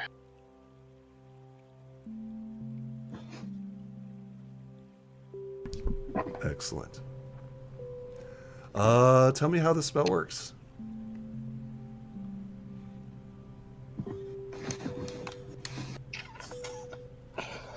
It's a lot like, for this particular way he's using it, it's a lot like the miners speak with dead, but he can see their figures more clearly. The connection between the two of them is stronger as the path between life and death gets. I think we get a scene, right? Ulfgar is in the dark alleyway of the city of Alkaline. And I think a person steps out, right? That Ulfgar didn't see before. And it's your ancestor. It's Witch Crusher. Right? And she says, "Hello, Ulfgar. We've been watching you from the darkness for a long time. How have you been? He bows to her. You're getting old." I near one to speak, as he smiles at her. You have shared that Gia's claw is not ours. She nods. Then whose is it? Where did Veliseth steal this relic from? It belongs to the Green Clan. You knew this.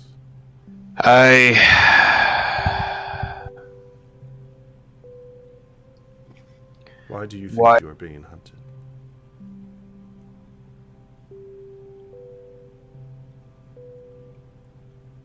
Why do you think Cain wants you so badly?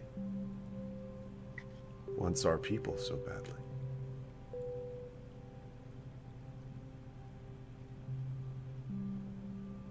Is this how Viliseth controls them? Convinced them to fight our people, so... Is this all he hoards over them? Valseth is a dragon. Was a dragon. He's something else now. Something much more darker. Oh, no. Oh, no. I've met the Dark Lord in his current form myself. But that does not explain how he was able to convince the Green Clan to fight us to extinction. What do you mean?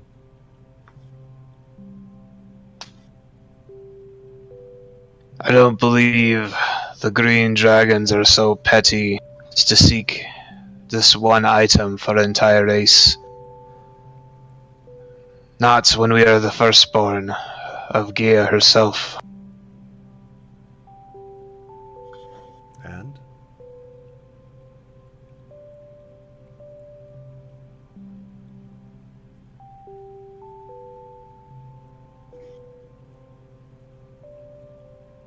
Do you know how Viliseth came across Gaia's cloak?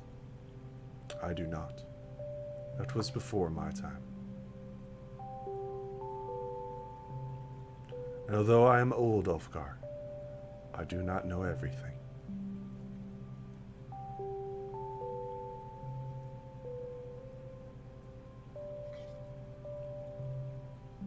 Ulfgar nods, as he is also old and does not know everything. That sounds like a question you must ask Valseth yourself. Oh, that's gonna go well. He will not be truthful with me. We are but mere failed experiments to him. Yet, you still have the claw, do you not?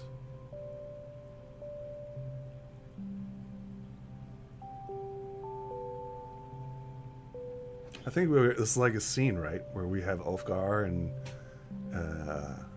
Witch Crusher, right? And In they're the both dark standing out in the rain, right? Mm-hmm.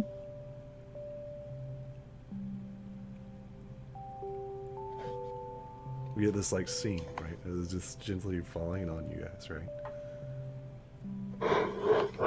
She says, Ulfgar, do you think yourself a failure?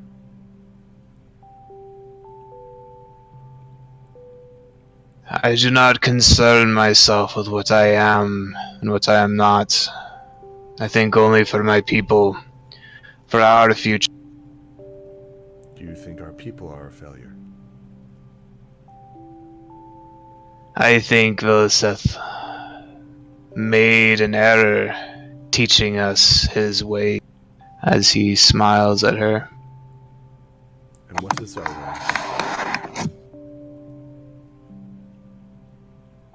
Can you say that again? And what is our way, Ulfgar?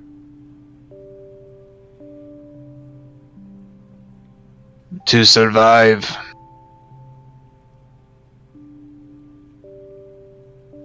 Is that enough? The Gold Mantles didn't think so. Look where they've ended up.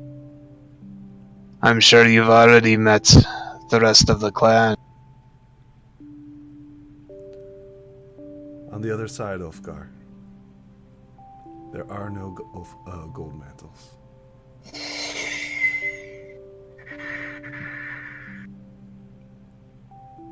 She gestures to your rock. Sorry, can you repeat that? She gestures to your stone.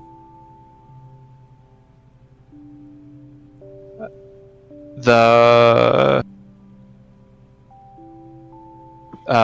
tier of the blood. I think this is where you pull out an item, right? No, he does not pull it out. So she's just pointing at something, I guess, in your pocket. He will put his hand on it, but he's not going to take it out. Okay. Right. So you feel the warmth. It feels good, right? It feels strong. It feels powerful. Ulfgar, there are no gold mantles on the other side.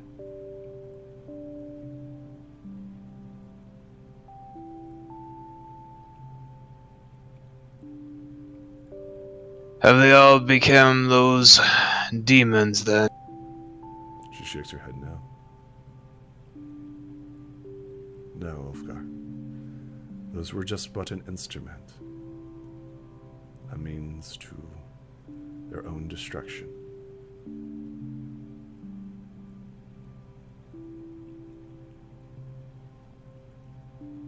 Ulfgar, you can create something. But it doesn't mean that that it will follow you.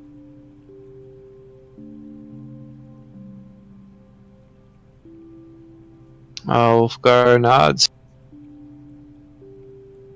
You've heard this phrase before. I've thought it myself since my conversation with the Oracle. Our people will not be the instrument he designed us to be. Will we be Gaia's then?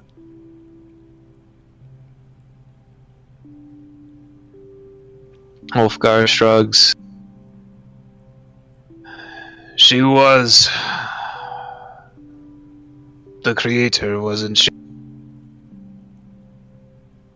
Isn't that what we've been told for generations? And yet here, her dragons try to tear us down at every avenue they can get. At every instance our people are caught unaware and vulnerable. They seek to tear us down and remove us. And who told you that? Over the centuries, this has been true. The Green Clan sends their wyverns after us mercilessly.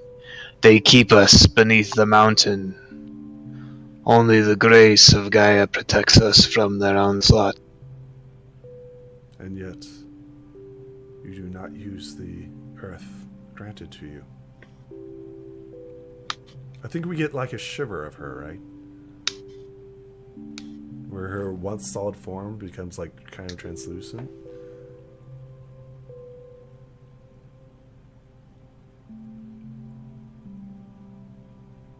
Have we fallen so far?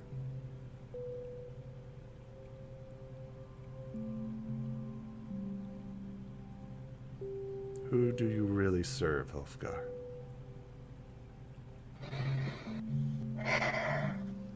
He bows. I serve you and our people. I think she places her hand upon your shoulder, right? And she says, not me. Our people. And I think this is where like she slowly like fades, right? She begins to fade away. We have Ulfgar, right? With his hand in his pocket and the rain gently pouring down upon him. Unbeknownst to Ulfgar, there's a shadow that moves. Goo. The scene cuts over to Ava. What is Ava doing? She is petting her Fey dog and sort of talking, like, sort of using it, not quite like a diary, but using it to voice her thoughts, asking it why the Fae thought she could handle such power and why she was chosen. I think this is where like the dog is like licking its crotch, right? Like, right? As you're like talking to this dog, right? Yeah, having this dramatic inner turmoil exposed to him. Right. And then, like, it's done, right? And then it wants to lick your face, which is typical of a dog. It's like, oh, look what I did. I'm so clean. My bottom's so clean. Oh, she'll do the thing where she holds her hand out and, like, covers its face, and so it's still trying to walk forward. She has it on its face, so it's, like, staying away. You hear the thump, thump, thump, thump of its tail, right? 'Cause it's so happy to have your attention. And, like, licks. She'll sigh and give it some food, and then maybe stare at the wedding invitation again, trying to figure it out. I think this is where, like, it puts its paw on your hand, right? Mm-hmm. Like, does, like, a swipe, right? She'll sort of slide her hand around from, like, the forehead to, like, scratch under the chin as she looks at the wedding invitation. Its tongue's hanging out its head, right? And it's got like a cock, and it's like leaning into your scratches. Its foot remains on your hand, and as you stare at the invitation. She sort of glance at it quickly, like glance up to where his paw's on her hand, and look back down. What is it? A nature, whatever. No, there's no roll here. No? No roll. She glances at the dog, sees that it just has its paw on her hand, and just continues to sit there by the fire, scratching him with one hand and staring at the invitation with the other. I think we see like the crackling fire, right? Mm-hmm. The camera zooms in on the crackling fire. And that's the end of the night. The night passes by uneventfully. The morning breaks. Anybody doing anything special?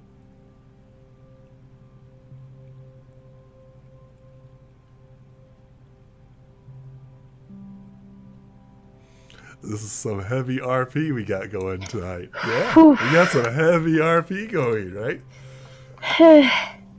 I think Ava will just clean up the camp, give the dog another scrap for the morning meal, shoulder her pack, and kick out the last embers of the fire, and sort of turn south to walk towards their destination.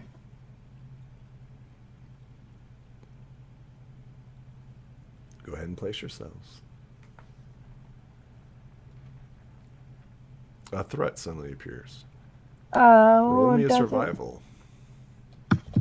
Can I both roll as separate survivals, or can I help Ulfgar roll his survival? Help. Yes. Whew. I helped. That is true. Yeah, he was distracted. Yeah. Nothing happens. However, there is currently a threat. Looming. You're not quite sure what or where or when that happened, but it did. You guys are close to the docks. Just not. You can see the seagulls and the masses of ships in the distance, right? It'll be another day before you get there, but you can easily make it, right? Are you guys going to push yourselves? Are you sure? I mean, it's right there. Ava Okay. would want to, but she would confer with the rest of the group. We are in a strange, hostile land as far as Ulfgar is concerned. No, I just got hostile. I mean, he's been keeping his eye out, looking for trouble since we got this close. This is you've noticed. They've been expecting it since he.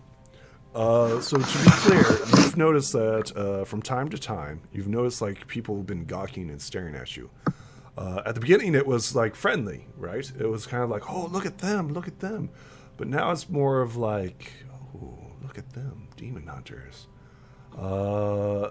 It seems that word has traveled around town in the past 3 days, right?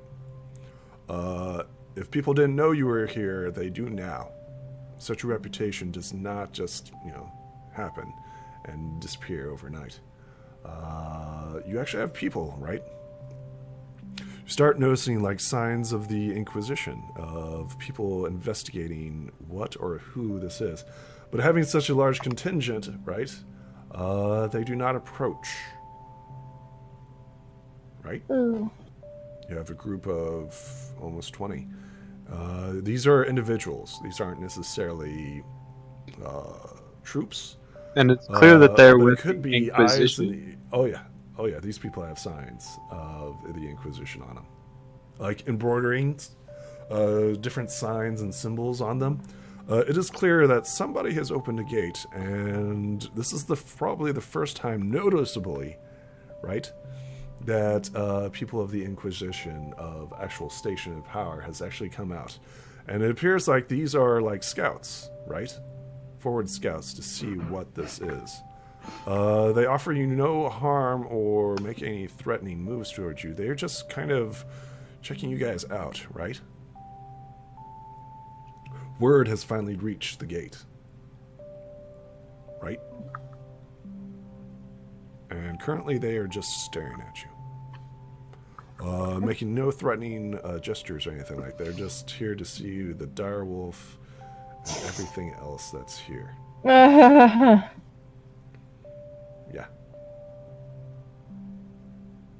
You guys are not a common sight here. Yeah, but you clearly notice them. They are not hiding their presence at all. The townsfolk kind of avoid these people, right? Right. It's odd to Ulfgar that they would be coming out for that, coming out to see them. Yeah, it's weird. Especially the things that he's heard. Yeah. So he's going to be a little bit more observant now that he's noticed us being watched. Yeah, you are clearly being watched. He knows that any moment a fight could break out, if not between the two opposing factions, we'll say. To be clear, the Inquisition has a dominating presence here. So people, like, you know how they part ways for you? They're doing the exact same people with those who have symbols. Yeah, these are well-armed men. They are not common rabble. These people have swords, armor, stuff like that. They're still clearly scouts, right? They're not like full plate or anything like that. But they do have like chainmail, scale mail, stuff like that. Kind of like common guards, not necessarily guards themselves, right? But definitely scouts. Yeah.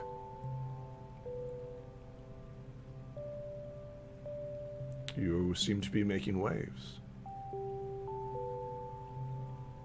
The day passes by uneventfully unless you guys are doing anything else.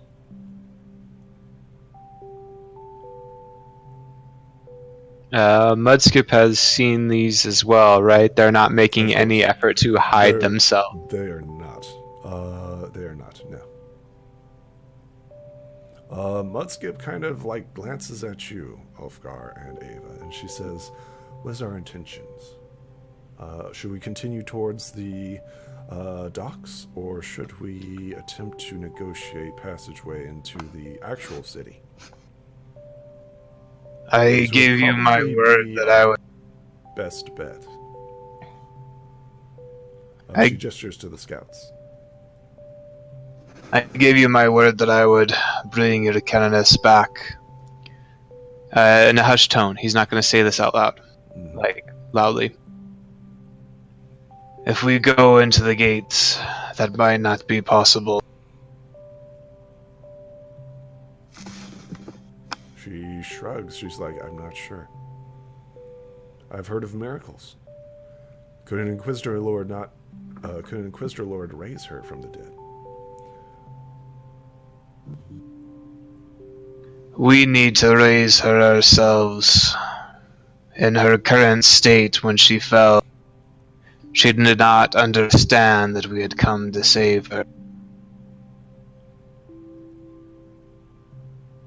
She nods in agreement. She says, "That is true."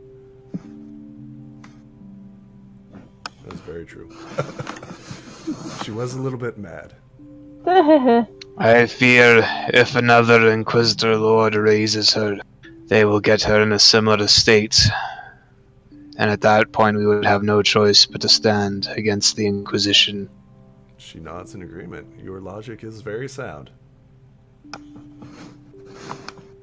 She does a wave, right, to the scouts, and the scouts do not wave back.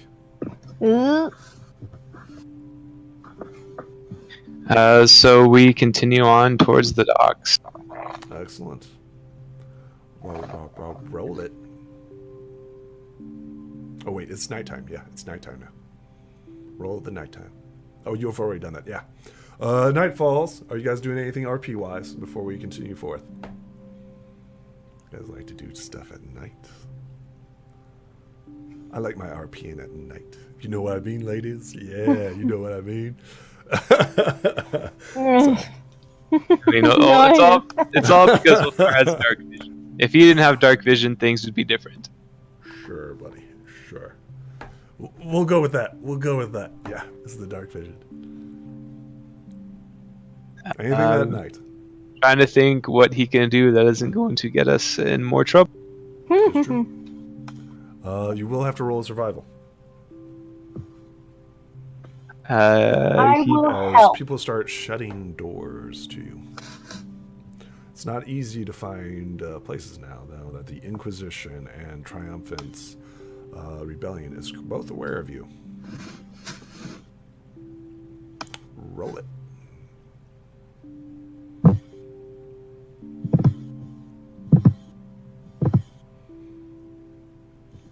Helping powers. Oh, you guys are fine. You guys are fine. That night passes by uneventfully, right? Let's see here. I think this is where, like, a food vendor comes in, right? An exotic food vendor is like, hey, guys, what can I interest you in? I've got all types of food. We have a special going on tonight. Let's see what we got here.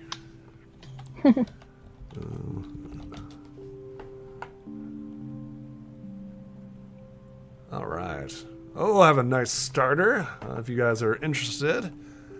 Let's see here. Well, first off, are you interested? That's my question. Before I start detailing out the food of what it's offering. This is a city of vast wealth, right? We have exotic foods. So what he's saying is very curious about the exotic food. Ulfgar sort of wants to hear the spiel. Ulfgar knows that we need to be saving gold and silver, so he's gonna stick with his little rations. Okay. Ava, are you going to splurge a little bit here? This seems to be like a nice, fancy restaurant, right? Well, first she wants to sort of hear what he has, because she's never sort of heard of anything, really, of this kind of stuff, so she wants to know all she can about it. Okay, so you're by the ocean, so there's plenty of fish, right? Like swordfish, a shark, crab, lobster, and a rare delicacy, clam. He says, "Don't get the crab though. We get those down in the sewers. Those are the skull crabs. Don't eat them. they eat the cadavers that are down there. So don't do that." He whispers that to you, and he says, "We also have crab." As he like glances over at his boss, who's like, "Push the crab. He also says that we have some hash browns. Wheats, rye. We have an extraordinary amount of vegetables, fruits, exotic plants from across the sea. It's quite expensive, though. I don't know. You're find where. I don't know if you'd be able to get some dragon fruit. Anything that you are interested in. This is a nice restaurant, by the way. You guys stumble upon a nice restaurant. Oh my god, now I'm really hungry. He says, if you like, you can come in. We golden night. We'll have you sleep here as well. It's a fine end. No rabble. He kicks out the outlaws and stuff like that. He's like, we only do the finest. Ask about the swordfish.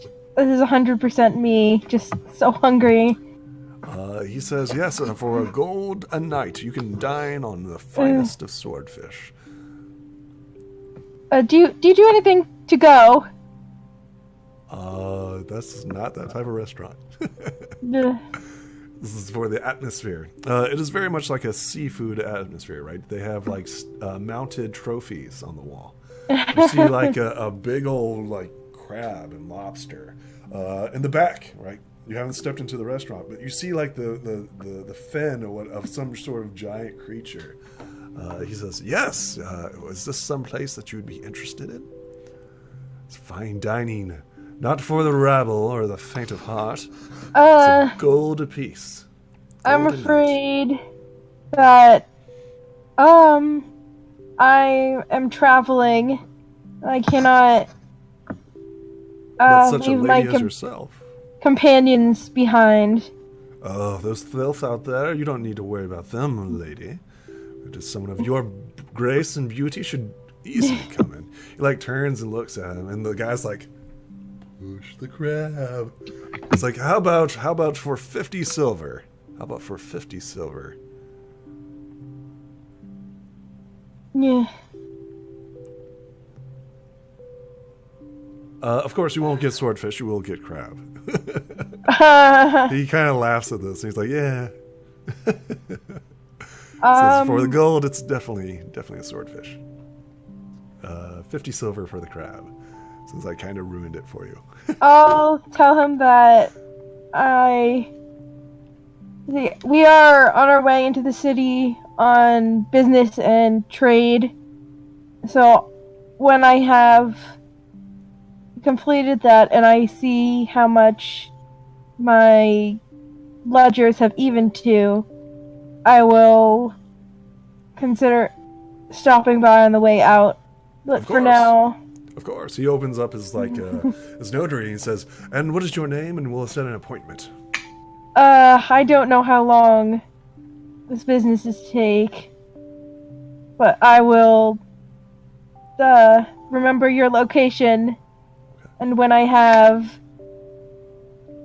concluded my business, I will be back, and maybe even order some of that special crab. Smile. He winces at this. He's like saying loudly enough so that his manager hears. So. Oh no! It's okay. So like the manager's like, yeah. Says, and your name, Miss?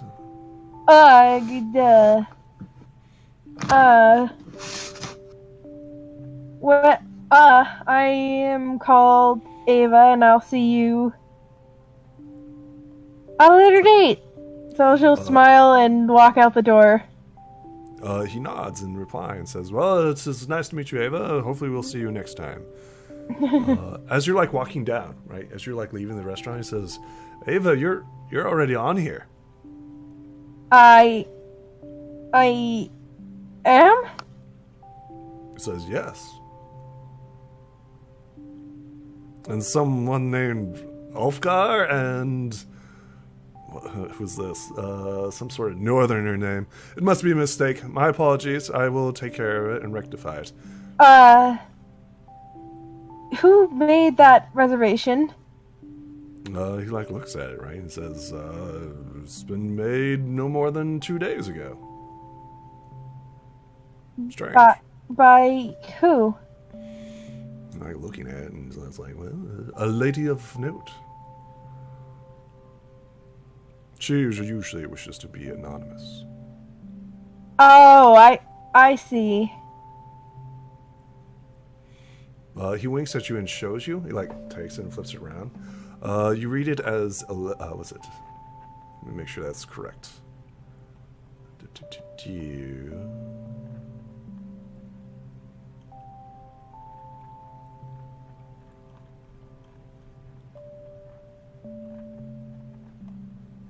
Elizabeth. Lady Elizabeth. That's what you read. I see. I will inform my companions. Thank you for, letting me know. And so she'll sort of smile, but like as she's backing out, and the second she's out of view, she'll sprint back to Ulfgar. And wherever he is, eating his little rations by a pitiful fire. Compared to that lush restaurant. Yeah, you smell the food in the restaurant. It smells pretty good. So she'll sort of come running up to Ulfgar, eyes a little bit wide. I think Mudskip says, we can't afford it, Ava. And she'll sort of... Well, somebody has already made us a reservation. Someone by the name of Lady Elizabeth. She knows our names, and my name, Ulfgar's, Cortex. Ulfgar, roll me an intelligence roll. Straight up.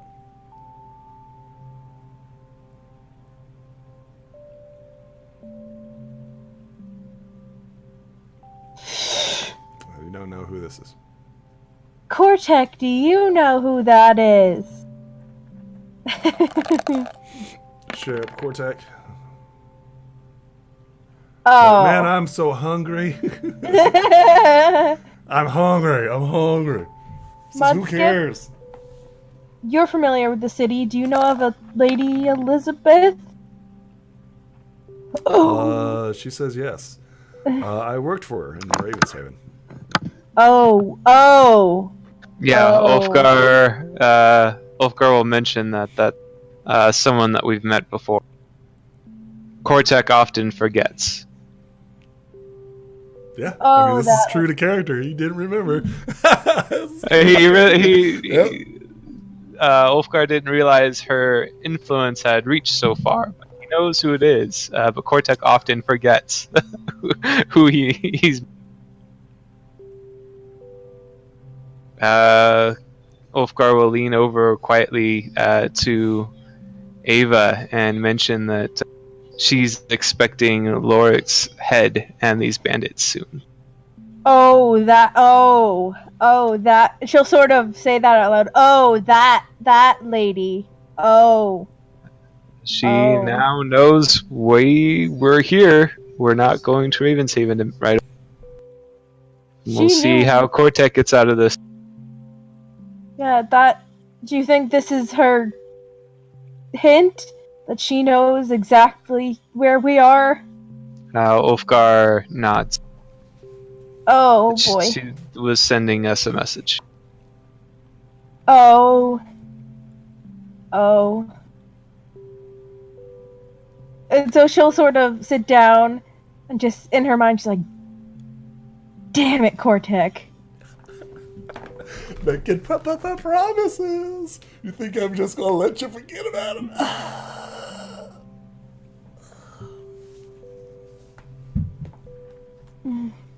But I mean, it's fine. He's not here. He's not gonna remember. Yeah, his character doesn't remember. Leonardo, it's fine. You don't have to worry about it. It's fine. Hey, it's a free meal. Free night stay. Oh. It's a nice offer.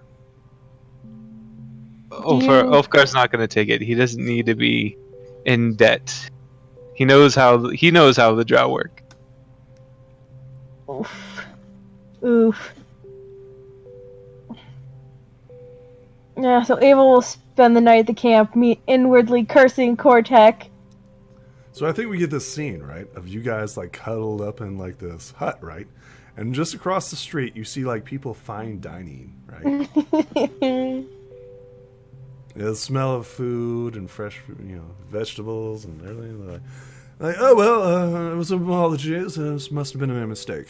And they mark off that person, right? That invitation.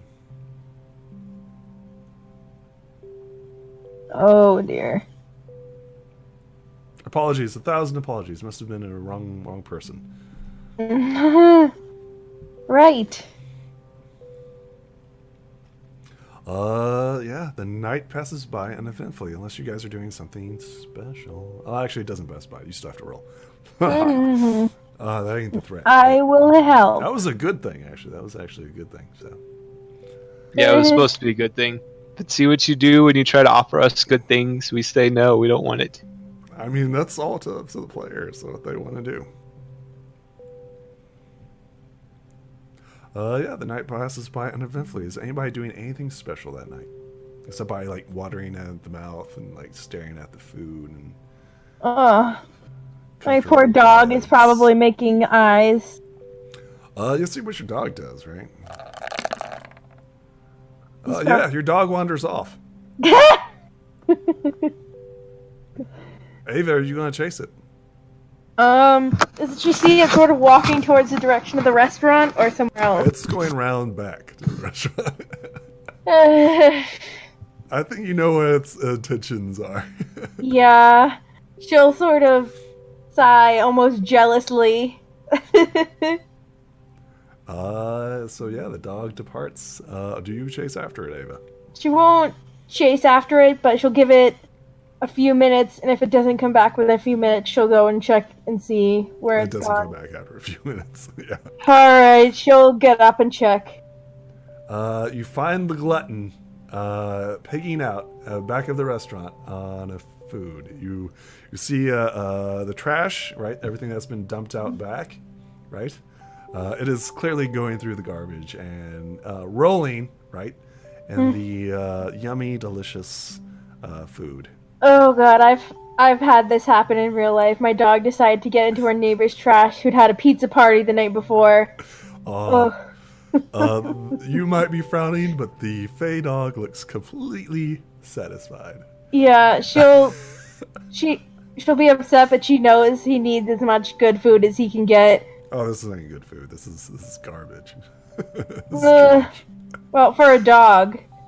Oh yeah, This grabbed from a fancy nice restaurant. Yep. That's a lot of calories. So she'll sigh and sort of lean back at the shadows, and when she thinks he's had enough that if he eats more, he will look like he somehow became pregnant, she'll sort of grab him by the scruff and like whistle and tell him, like maybe grab like one last like bone with a hunk of meat on it and like use that to lead him back to their camp. Yeah, it waddles back with you, with a bone in its mouth, a hunk of meat. Clearly, this dog has ate better than you guys tonight. Yeah. Ulfgar, are you doing anything tonight? All right, the night. Go ahead and roll me survival. I will help. Stop saying that. I want to roll a single dice. I want to roll a single dice. Oh, please, thank you guys. Oh, you guys are fine. Night passes by uneventfully. The day breaks. Anything happen? You guys doing anything? We keep moving towards our destination. Excellent. And place yourselves. Ooh. And you open up a huge section as you finally meet. You can actually see a long ways out on the railway. Yep, just make sure that's not too far. The ocean is vast. This is a big body of water, larger than the Strait of Dracon, Elfgar, which you passed in order to get here. You feel very small as you look out over the sea as your ocean. You see ships. Interesting enough, you see a ship that has been recently constructed. I need you both to roll me knowledge. What would this be? Engineering, I guess. Nobility? No. What would this be? I don't know. Knowledge. I guess investigation. History, maybe? No, you know about boats? It's new. Yep. So investigation, you said? Yeah, it'd be investigation. You don't know what it is. You don't know what it is. Some sort of warship is out there.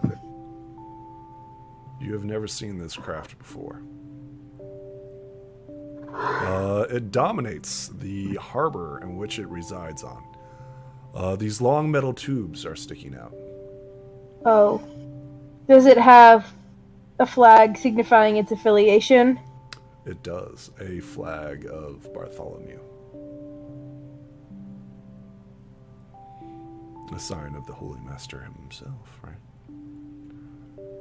It is sitting out there, anchored. You see bodies on it. It is currently covered in iron. Oh. Old Ironsides. It does have a cell, however.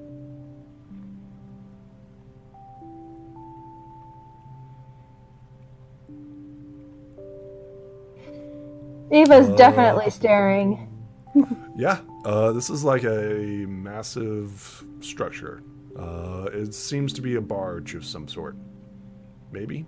Could be a barge. A barge Could with be- a sail and Yeah. metal? Yeah. However, it doesn't have any rolls or anything like that. It seems to just be anchored offshore. It is big. And not only that, you see another thing being construction. It seems to be a newer model of the ship that's currently out there. You see workers down there, people working on it. It looks to be halfway constructed. Damn. You also notice, this is a massive port. The ship that dominates it, right, the warship, is currently just anchored offshore. You see a lot of smaller ships, fishing ships, barges, merchant vessels, coming in and out. Yeah. The docks are crowded. People are coming in, getting food, getting back. You see the Inquisition's presence here, guarding its main focus, the currently being constructed warship. Does Ulfgar see the maiden voyage docked? Anyway. Roll me a perception. Let's see if it is. Ooh. Yes, it is currently docked.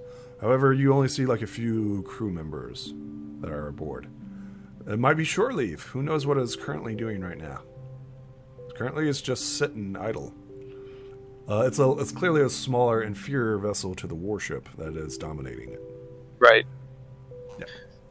Well, he's been on the maiden voyage, and he's met the captain before. That ship is a lot smaller than the one it's currently. Yep. You have. It's kind of like a barge / hybrid. Yeah. Currently, you see just a few people in it, but you clearly make out that the Main's voyage on the side. You can clearly tell that that is a lot faster than the ship that's clad in iron.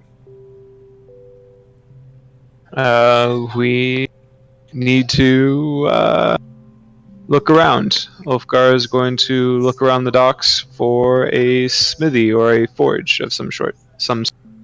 Excellent. We're going to rotate over to the map. Ooh. Boom, boom, boom, boom. Boom, boom, boom, boom. We're going to have to zoom out. The big city is big. Literally huge. I was zooming in. Yep. I assumed all of it. Yeah, okay. Zoom out. You see like several things in the dock. In the distance, you see several places, and I will ping them for you. Make sure that I'm on the right layer. Yep. You see the what appears to be some sort of guild hall. You see the forges, right? Massive forges, building stuff for what currently is the ship that's in the dock. You see the bellows, right? Plumes of smoke coming out of the Iron Guild, and you can clearly see like this big old sign, right? The Iron Guild. You also see off to the side gems and jewels, not too far away. You also see a paradise, which seems to be like the rowdy, right? You see soldiers and sellers and all types of people coming and going. Some leaving with ladies, others crying on the street. You see all types of stuff going on right there. And then you also see the sewers. You also notice that there are also other things that might not be as interesting. You see the chain workshop, which seems to be some sort of metal smithing. maybe some sort of store in which you can buy arms and armor. You also notice right here, it seems to be some sort of inn, which is the key. Right? Some sort of inn. You see, once again, like sellers coming in and out. Much more refined and upper class. And then, of course, you see what seems to be like the dominant structure, right? It is the Iron Gates. This is what leads the Inquisition into the main city of Alkaline. So what separates them is the Iron Gates, which is clearly gates made out of iron. This is the fastest way into the city. If somebody could get into a ship and sell that ship into here, this would be the first and quickest way into the city. So if somebody got into a massive fleet and attacked here, this would probably be the most direct direction into the city. Or perhaps took over that massive ship they've got constructed there in the dock. Anyways, you also see what appears to be like a halfway constructed temple of sorts right here. And that is the archway to the Holy Master. It seems to be a smaller citadel / temple. It's not nearly as large as the Iron Gates, but it is still there.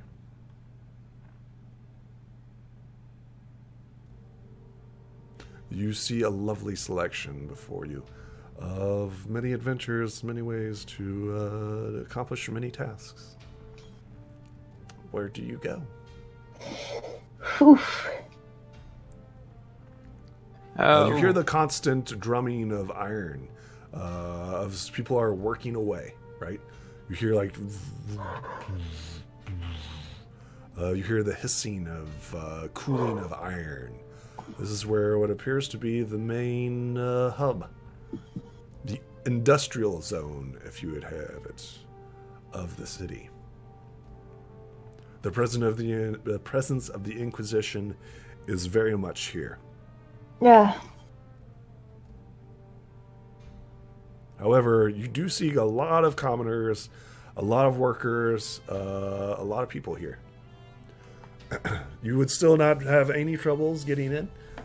Just know that there is the current presence of the Inquisition. And it's obvious. You actually see men in Inquisition uniforms. Full plate. Riding horses, followed by companies of troops. Ulfgar would like to make his way towards the Iron Gate. Excellent. You head towards the Iron Guild. You see this giant smithy like being lowered and then being tilted over, and you see like this red hot molten iron being poured into sheets of probably everywhere between 3 to 5 inches worth. Damn. Roll me a knowledge. What would this be? This would be a smithy roll. Yeah, smithy. Yeah. You haven't seen this stuff since probably a long time ago, since the Mixed Kingdoms. Something of this quality and standard. Not even you guys in your hold have stuff like this. Yeah. So whatever technology they have, this is like high-tech Mixed Kingdom stuff that they're currently working with right now. And actually, you're actually seeing new stuff, especially iron that floats. How's that even possible? Last time you've checked, iron sinks. You are kind of bewildered at this, right?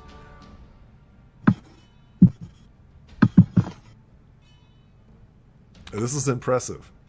Yeah, well... Of course, you do see probably a population of 1 million people here. Not in this one selection, but you see around. Ava's sort of starstruck just being in this huge city with all these people and all this fancy stuff. She's just sort of looking around like a kid in a candy store, just whipping from left and right. Yeah, you're seeing all types of exotic things. You see like fruit vendors and stuff like that, like laying out their vegetables and fruits. Like it's the morning, right? It's the very beginning, and they've got fresh fruits out, and they're throwing away the old stuff, and they're like, Miss, would you be interested in some fruits and vegetables? Anything that you'd be interested in? She sort of does a thing where you like keep your. When they ask her to buy stuff, you do the thing where you keep your vision ahead and just briskly walk away. They're offering it to you, right? Is so busy looking at everything that she sort of looks at something for a second, then runs over to the next thing, and runs over to the next thing. Zigzagging a path behind Ulfgar as he's striding determinedly towards the Iron Guild. She's like, "Oh my gosh, what's that over there? Zoom. Oh my gosh, what's that? Zoom." Roll me a perception as you quickly get zoomed out of everybody's sight. It's very big. Yeah, you are easily keep track of your company. However, despite the work, right? You got like workers coming in. You see shift changes. You see people like who are covered in soot leaving, and you see like fresh faces coming in. You also see like coal workers who are like shoveling coal into the forges. And you see this massive hammer or just coming down. Yeah, it is currently very hot, steamy. It stinks a little, right? All the people around, the animals that are currently like working. Yeah. Where do you guys go? Is there a foreman of the Iron Guild? He wants to speak to someone about purchasing some goods, some ores. Perception. You see the guild master actually.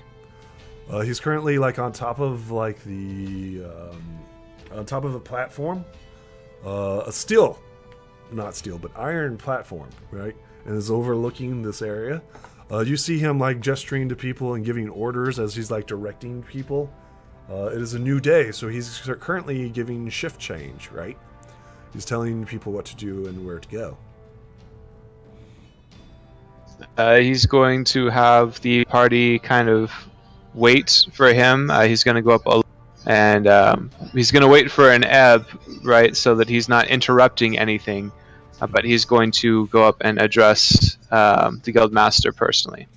Well, you are quickly blocked off, right, by the Inquisition, and says, "Excuse me, sir, do you have papers?" Ulfgar mentions that he's looking to purchase some goods. Roll me a persuasion.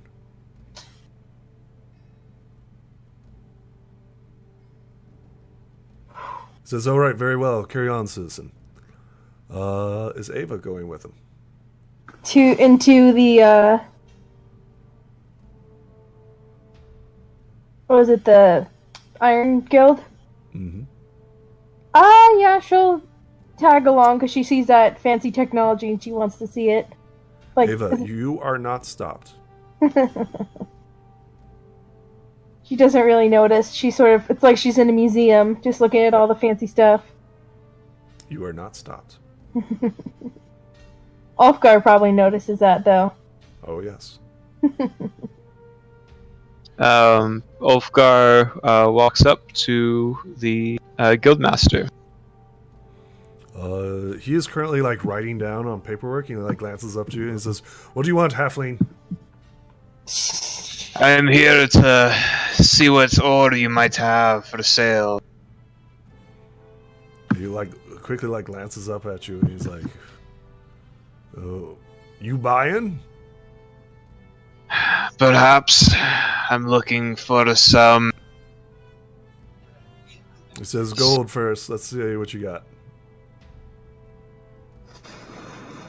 Otherwise, don't waste my time, half-man." He continues to work, right?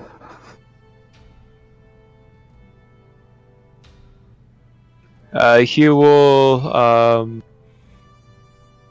pull out 10 gold pieces from his sack and put it back. Like he'll show him in the palm of his hand, and then put him back into his pouch. Roll me persuasion with advantage. As you actually show gold. Ooh! So he stops, right? As he notices the 10 gold, and he lays down his quill, right, which he's been working on. He's like, well, it's time for a break. And he gets up and he goes into the back and brings out a glass of wine, and he sets it down before you, and he sits down and he's like, none for me, at least not early in the morning. What business does a half-man want with the Iron Guild? Do you think that this is an offering of, seriousness? You showed the gold, he's giving you a glass of wine to hopefully loosen you up. Ulfgar will take a glass of the wine. I am an artisan. I seek materials. He says, we deal with mass. If you're an artisan, go somewhere else. We deal with mass. He gestures out back, right? And you see this entire assembly line of ore being grinded up, right? This isn't a small operation. He's like, half-man, do you even know what you're dealing with? If you're looking for ore, we refine it here. We also smelt it here. What are you looking for? We sell by the tons. He's looking for some refined ore. It would save him quite a bit of time if it's pre-processed and ready to be worked. What in particular are you looking for?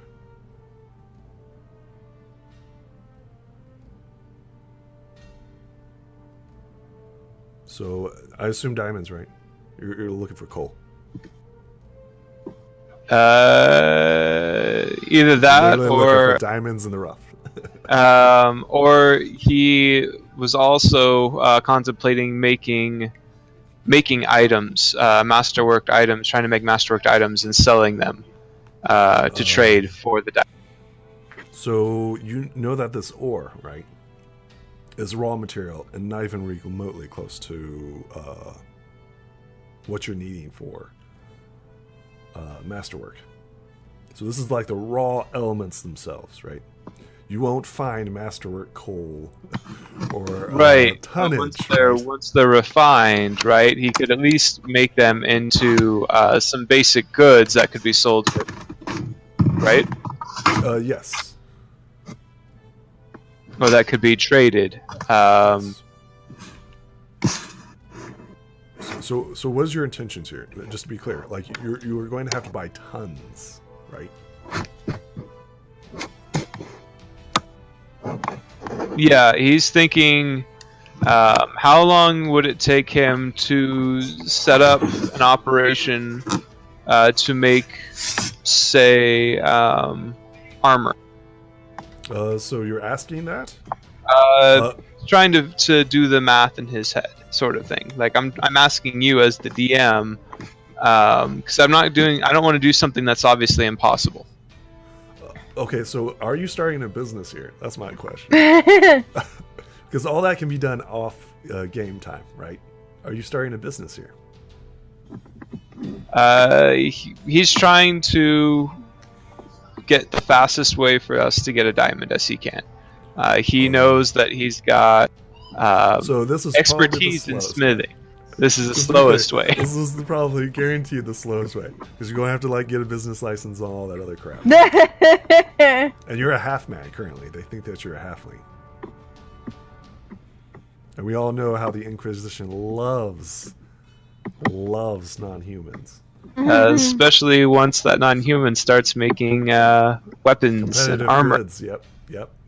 Yeah, I wonder how that's going to work out.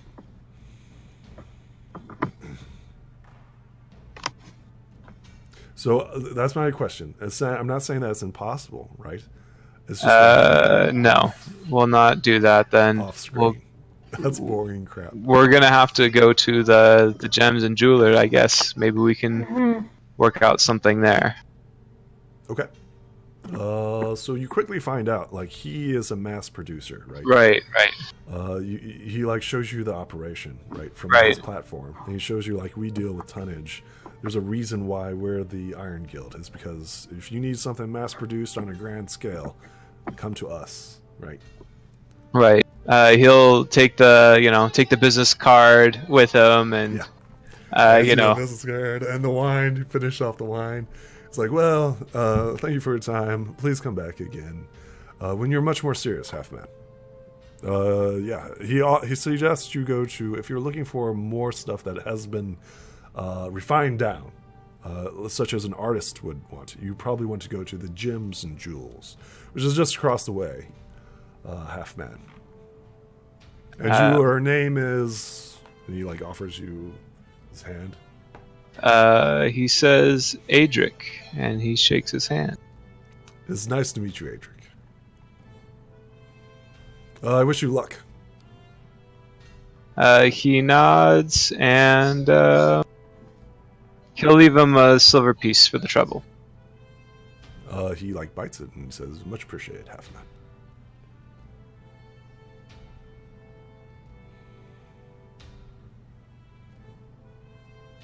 He says, "Good luck. I wouldn't stick around for long.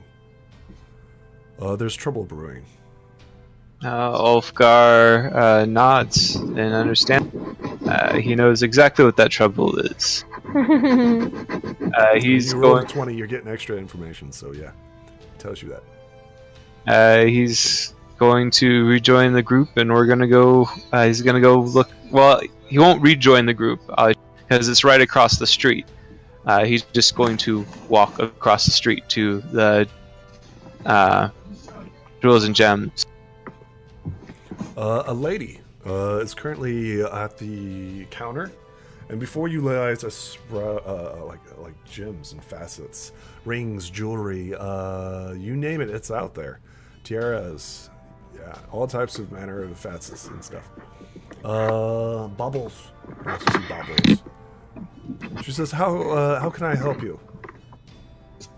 You notice that there are armed guards in here. They are not wearing the signs of the Inquisition. And they actually have steel weapons. Okay. This is where, like, you see, like, a guy getting tossed out. You literally see, like, a guy, he's like, "All right, rabble, get out of here." And he looks like a sailor, right? He's got, like, the fight clothes. He's like, no, I need it for my best love. And like, yeah, next time bring money. And you hear, like, this oof, and he gets tossed out the door, right? What appears to be someone of nobility, right? Has fine regalia, and she has, like, rings on her hand. And she says, she's an elderly woman. And she says, "What can I do for you, Halfman? Is this someone of your interest?" She gestures to Ava, who I assume... Yeah. She was a little sad to leave the fancy ironworks because she's mesmerized by the assembly process.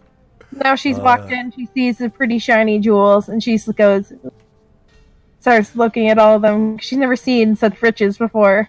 Yes, there is a treasure trove here. I don't think you guys seen such wealth before. Well, Ulfgar bad an eye at it. Yeah, Ava hasn't seen such wealth before. He walks up to the counter. She says, "Please don't touch the counter." As you, like, walk up, and she says, "Is this lady someone of your interest?" And she, like, looks at you, Ava, and she says, "Interesting choice." Ava she gets distracted by that. She stares at her for a moment, sees what she's implying. She, like, sort of jumps. She's like, no. He's a traveling she says, "Oh, companion." my apologies. What are you here for?" Well, the young ones are always entranced with the simple, as he winks at the woman behind the... I am an artisan. I offer my services for one of your goods. She smiles at this, and she says, "Services?" Ulfgar would like to take a look at the display case and examine those gems through the glass. Sure. He would like to tell their specific value. Excellent. Roll me first a perception, and then roll me a. And then roll me a. Let's see here. Smithy or was it stone cutting? Do stone cutting. It is a 24 stone cutting. You have a +8. Or it's a plus, so it's advantage, right? So 19. Oh yeah. That's And then right. I double my proficiency bonus, so it's another +5 on top of that, so it's 24.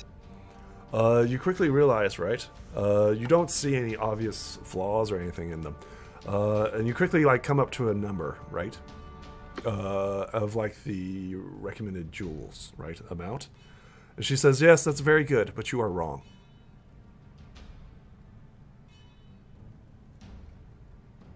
He would like to insight this. Roll me another perception.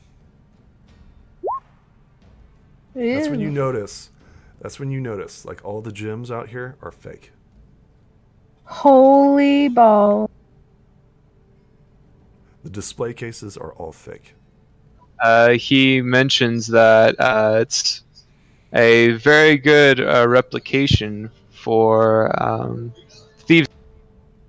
She smiles at this and she's like, "Maybe you do have some talent."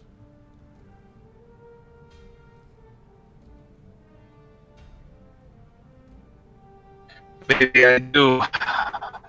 Perhaps we can discuss this in Again. a private You're setting. fading in and out again. Discord. What's Discord doing? The robot thing again. Yeah. There we I'm go. not sure what's going on. Okay, there we go. Welcome back, Elfgar, hopefully. Yes, There we go. hopefully. Okay, alright, there we go. Now I hear you. Yes. Perhaps we can discuss this in private. She says, "No, of course not. I don't know you, stranger. And even if you do have a good eye, it doesn't mean much. You were wrong at first." Perhaps I can show you what I can do with my hands. Whoa! But I wouldn't. Whoa! Whoa! But I wouldn't expect to show what I can do in the eyes of potential thieves. Roll me a persuasion. Let me show you what I can do with my hands. She takes it, right, as an insult, right? And she says, "Thank you for your observations. You may leave now. We don't have time for your kind here." Trying to think, what can he do? What can he use to craft something real quick to show her what he can do? Let's turn down the music a little bit. Is there a pebble or something that he can pick up real quick and try to work on? So to be clear, she's asking you to leave. You've kind of insulted her, right? Well, he's gonna apologize first, and then try to convince her to give him a chance to work on something to show her his. Roll me persuasion with disadvantage. Oh, sweet God. So this is where you feel like a hand on your shoulder, right? And a guy behind you says, "Sir, the lady's asked you to leave." Ava, you notice this, right? Behind him begin circling guards, right? They have their weapons on their hands. So first off, Ulfgar was like, yeah, let me show you what these hands can do. Yusuka is like, you know what? Why don't I show you the door, right? She thinks that he's a halfling thief, right? Mm-hmm. He's like, oh, no, let me show you what I can do. And she's like, oh, I've seen this shit before. Get out. You're not the first seller, halfling thief coming in like, hey, look what I can do. Give me some raw stuff. So she's just thinking that you're just some commoner coming in and watching it. Ava, do you do anything while the guards seem to be bringing Ulfgar out? Yeah, here's the commotion. She'll turn and, like, sort of give a questioning look to Ulfgar and say, did you ask about the diamonds we need? Is that... and just... Ulfgar is going to facepalm and walk out and drag Ava behind him. Did they really... As you're leaving, right? As you're leaving, and you hear like this laughter coming up behind you as you're like, diamonds. They all start laughing, right? Some help you or a loss, as he drags her out onto the street. Tell me, are all human children taught to speak to strangers? Where I'm from, we don't usually have many strangers. Ulfgar is going to shake his head and pick up a pebble from the side of the street. Yeah, there are several rocks around. And Ava will sort of side-eye him because she thinks he's about to vandalize by throwing the rock through the window. He will find the biggest one he can get. But then he's going to find a corner of an alley and start to work on it with his tools. Excellent. You find an alleyway, right? Everybody's working, right? Everybody's currently doing stuff. You don't get any like attention, right? As you go around the corner and start, I don't know, what are you doing? He wants to make this rock into a small piece of jewelry to show as an example to this jeweler what his skill is. Okay. So, assuming that you pass this roll, you know it's going to take you every bit of like 24 hours to do this, right? You're working on something. Is that something that you wish to do? Doesn't see another option to get this diamond. So you're going to be working out in the streets day and night. Uh, Does that make sense? Yeah. Ava, like, Ulfgar starts getting out his tools and equipment. You've seen him do this before, right? Mm-hmm.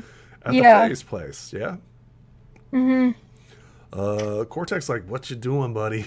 We should go to the inn and do this in the inn. He's like, yeah, that's a good idea. It's like, even Cortex, like, I don't think we're just going to start working out in the streets. See, they'll go and do that. So Ava will follow them at first, and when she sees he's just going to be sitting there staring at a rock for hours. Well, I mean, first off, you guys got to get to an inn. Oh, yeah. Isn't there one south? Like, I find an inn. Well, I mean, you got to look for it first. I mean, we find the inn that's at the edge of the dock, right? Yeah, isn't it called that the key you said or something? was the inn, the key. Well, I mean, do you guys go there? Yes, we do. Yeah. Okay. You head towards the end, the key.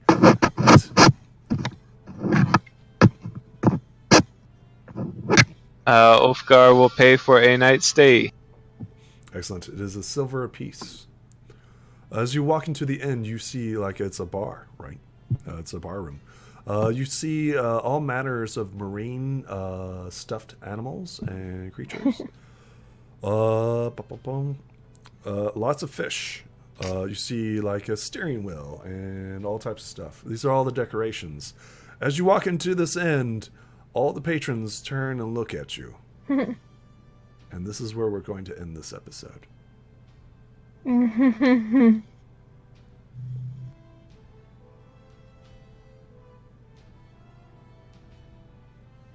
Are we ready? Are we done? Yeah, I believe so. You said this is where we're ending it, so this is where we're ending it. So, I was like, yeah. I was just wondering if you guys were going to say anything to the patrons. Like, hey guys, nothing. Okay, all right. Say goodbye to the folks at home. Bye.